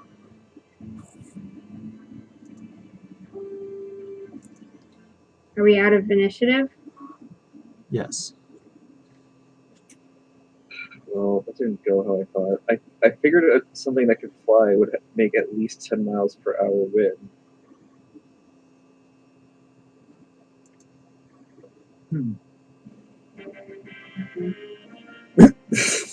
I don't feel like we've earned that. I don't feel that. I don't feel like we've Shannon's earned just that. like-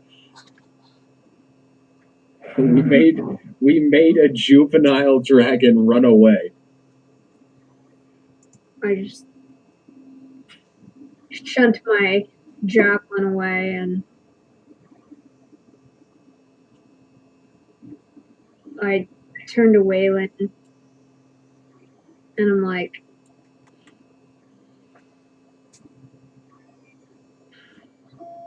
appreciate the sentiment and your intention, but it's hard to explain this. It's going to sound really weird, but I have some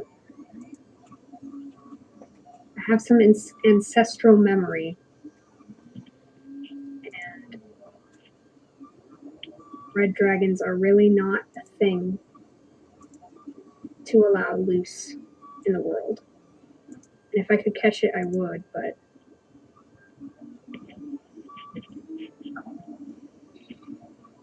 it's not your fault, and I don't blame you.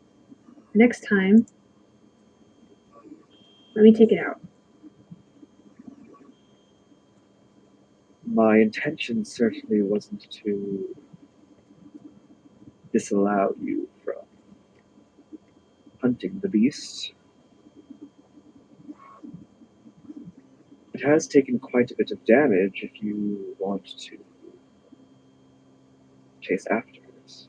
Certainly we could. If I was any good at tracking, I could hunt down its lair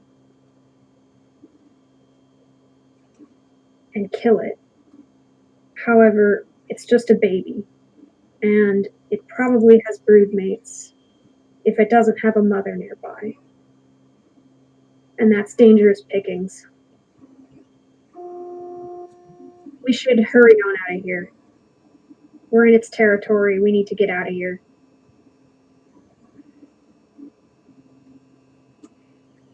Wow. All well that ends well, right, everybody? Solus like stops screaming. He's like prone on the floor. Now, I think we all did a great job. Even you, Solus. I'm pretty sure you scared it off, what with all that yelling and such. Hey, you sound a little hoarse. You want some water? Maybe a pillow if you're going to stay on the ground.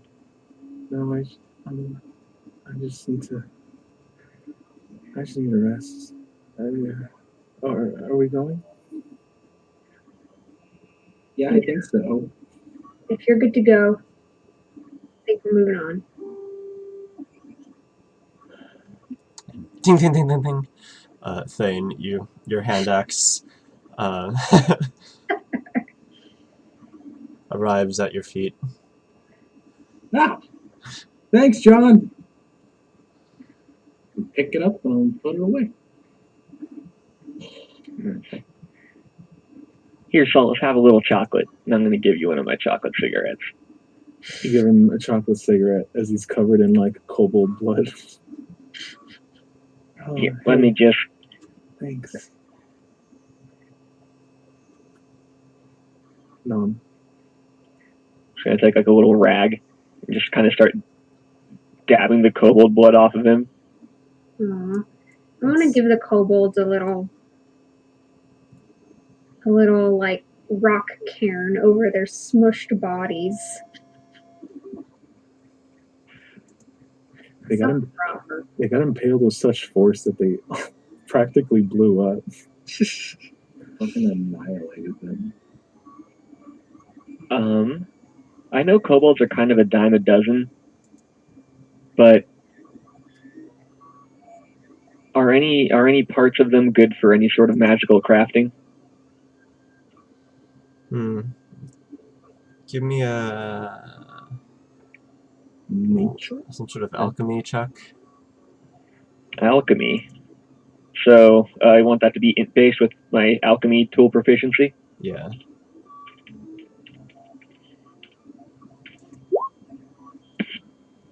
Yeah. Oh, well, these are winged kobolds. You got...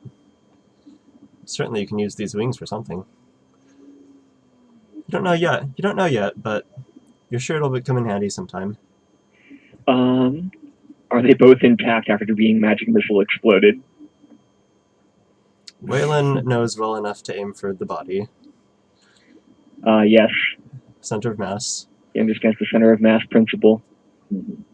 Can I successfully harvest them? I mean, Shanna's standing here and is like, you're gonna... I mean, I know they're just slaves, but you're really gonna desecrate their bodies right now? I mean, I kind of feel bad for them. I mean, yeah, but it could be useful.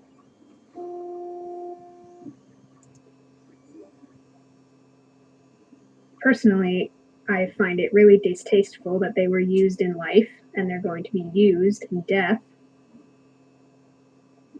I know they're small, but they're still dragons.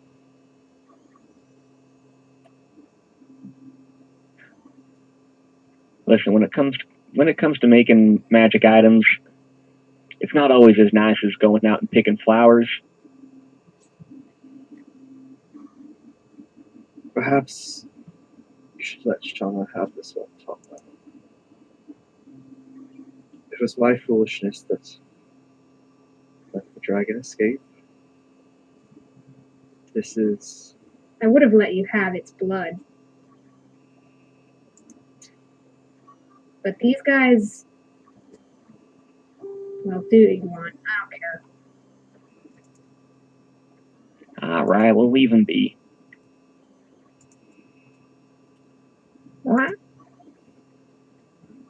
No, Hey, baby.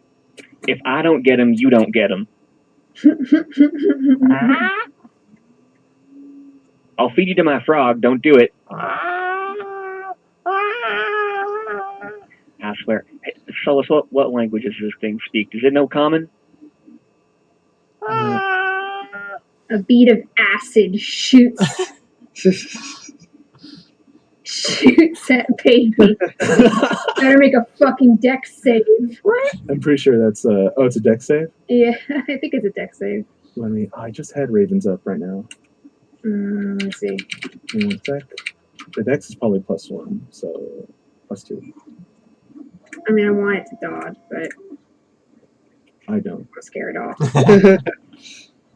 nice. Yeah, well, it's gonna take a bit of acid damage. Do it. Yeah. Well, it only has one. I think it only has 1 hit Yeah, point. it So only has like Familiars are delicate. Baby's gotta learn. I want to see what happens if baby dies. Shit.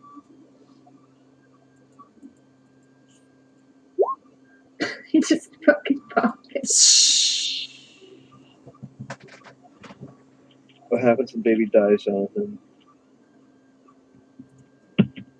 I think what happens is it's completely it gets hit by acid and it melts into this blob, and like the last thing to melt is like its beak. It's like it's going into the puddle. It's like Well, that was just as disturbing as I expected. oh, well, I guess we'll say hi to him again tomorrow. Hey, Shanna, that was rude.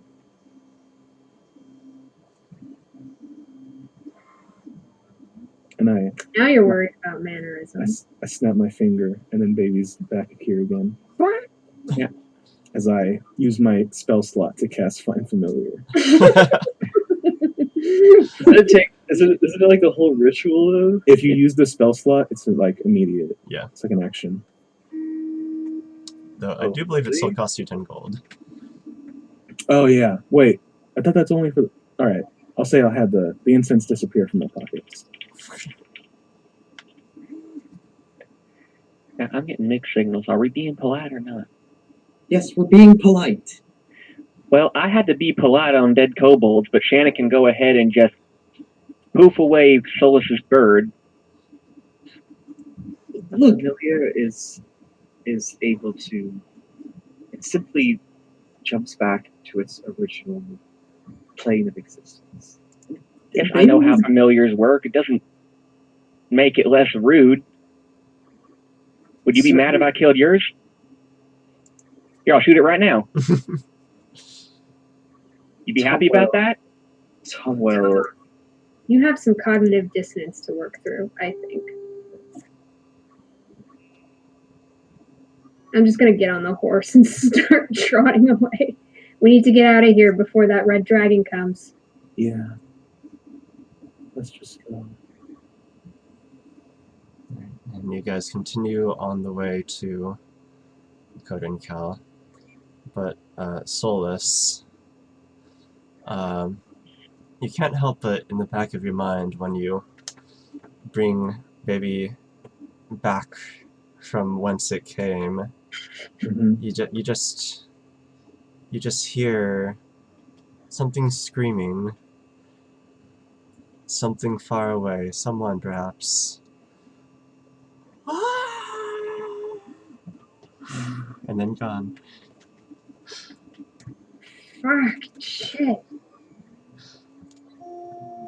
Even though I know it won't work, I use mending, and I put it over my face, and I try to cast it.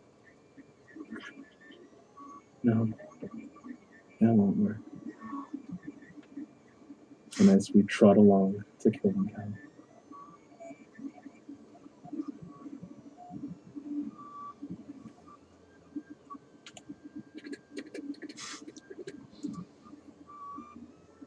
All right. Okay. Hooray! Don't you hooray.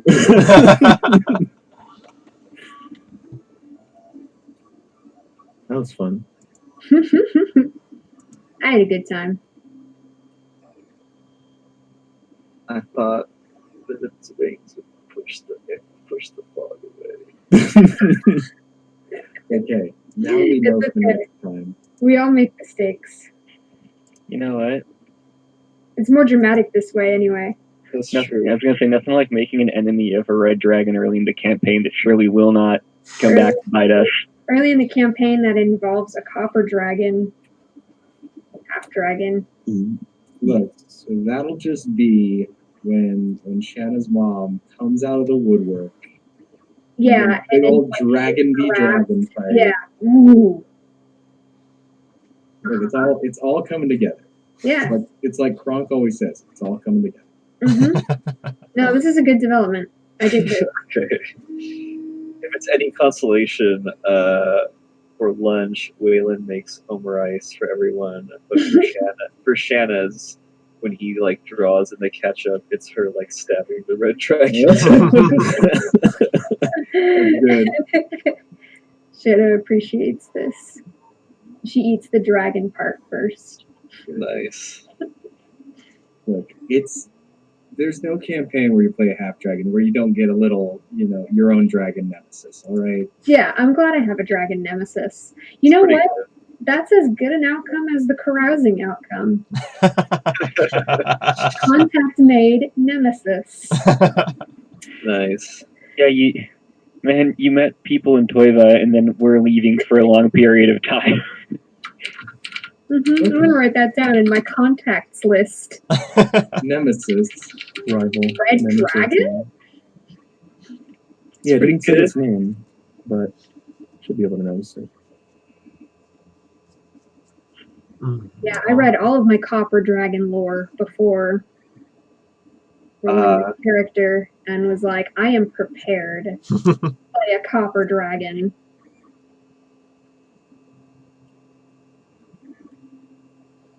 Yeah, you have its image in your mind now forever. The bright glossy scarlet of its scales. Its baleful look upon you as it crests over the cliffside. And it remembers you. But that is a story for another day. Alright, so I think we can call it there.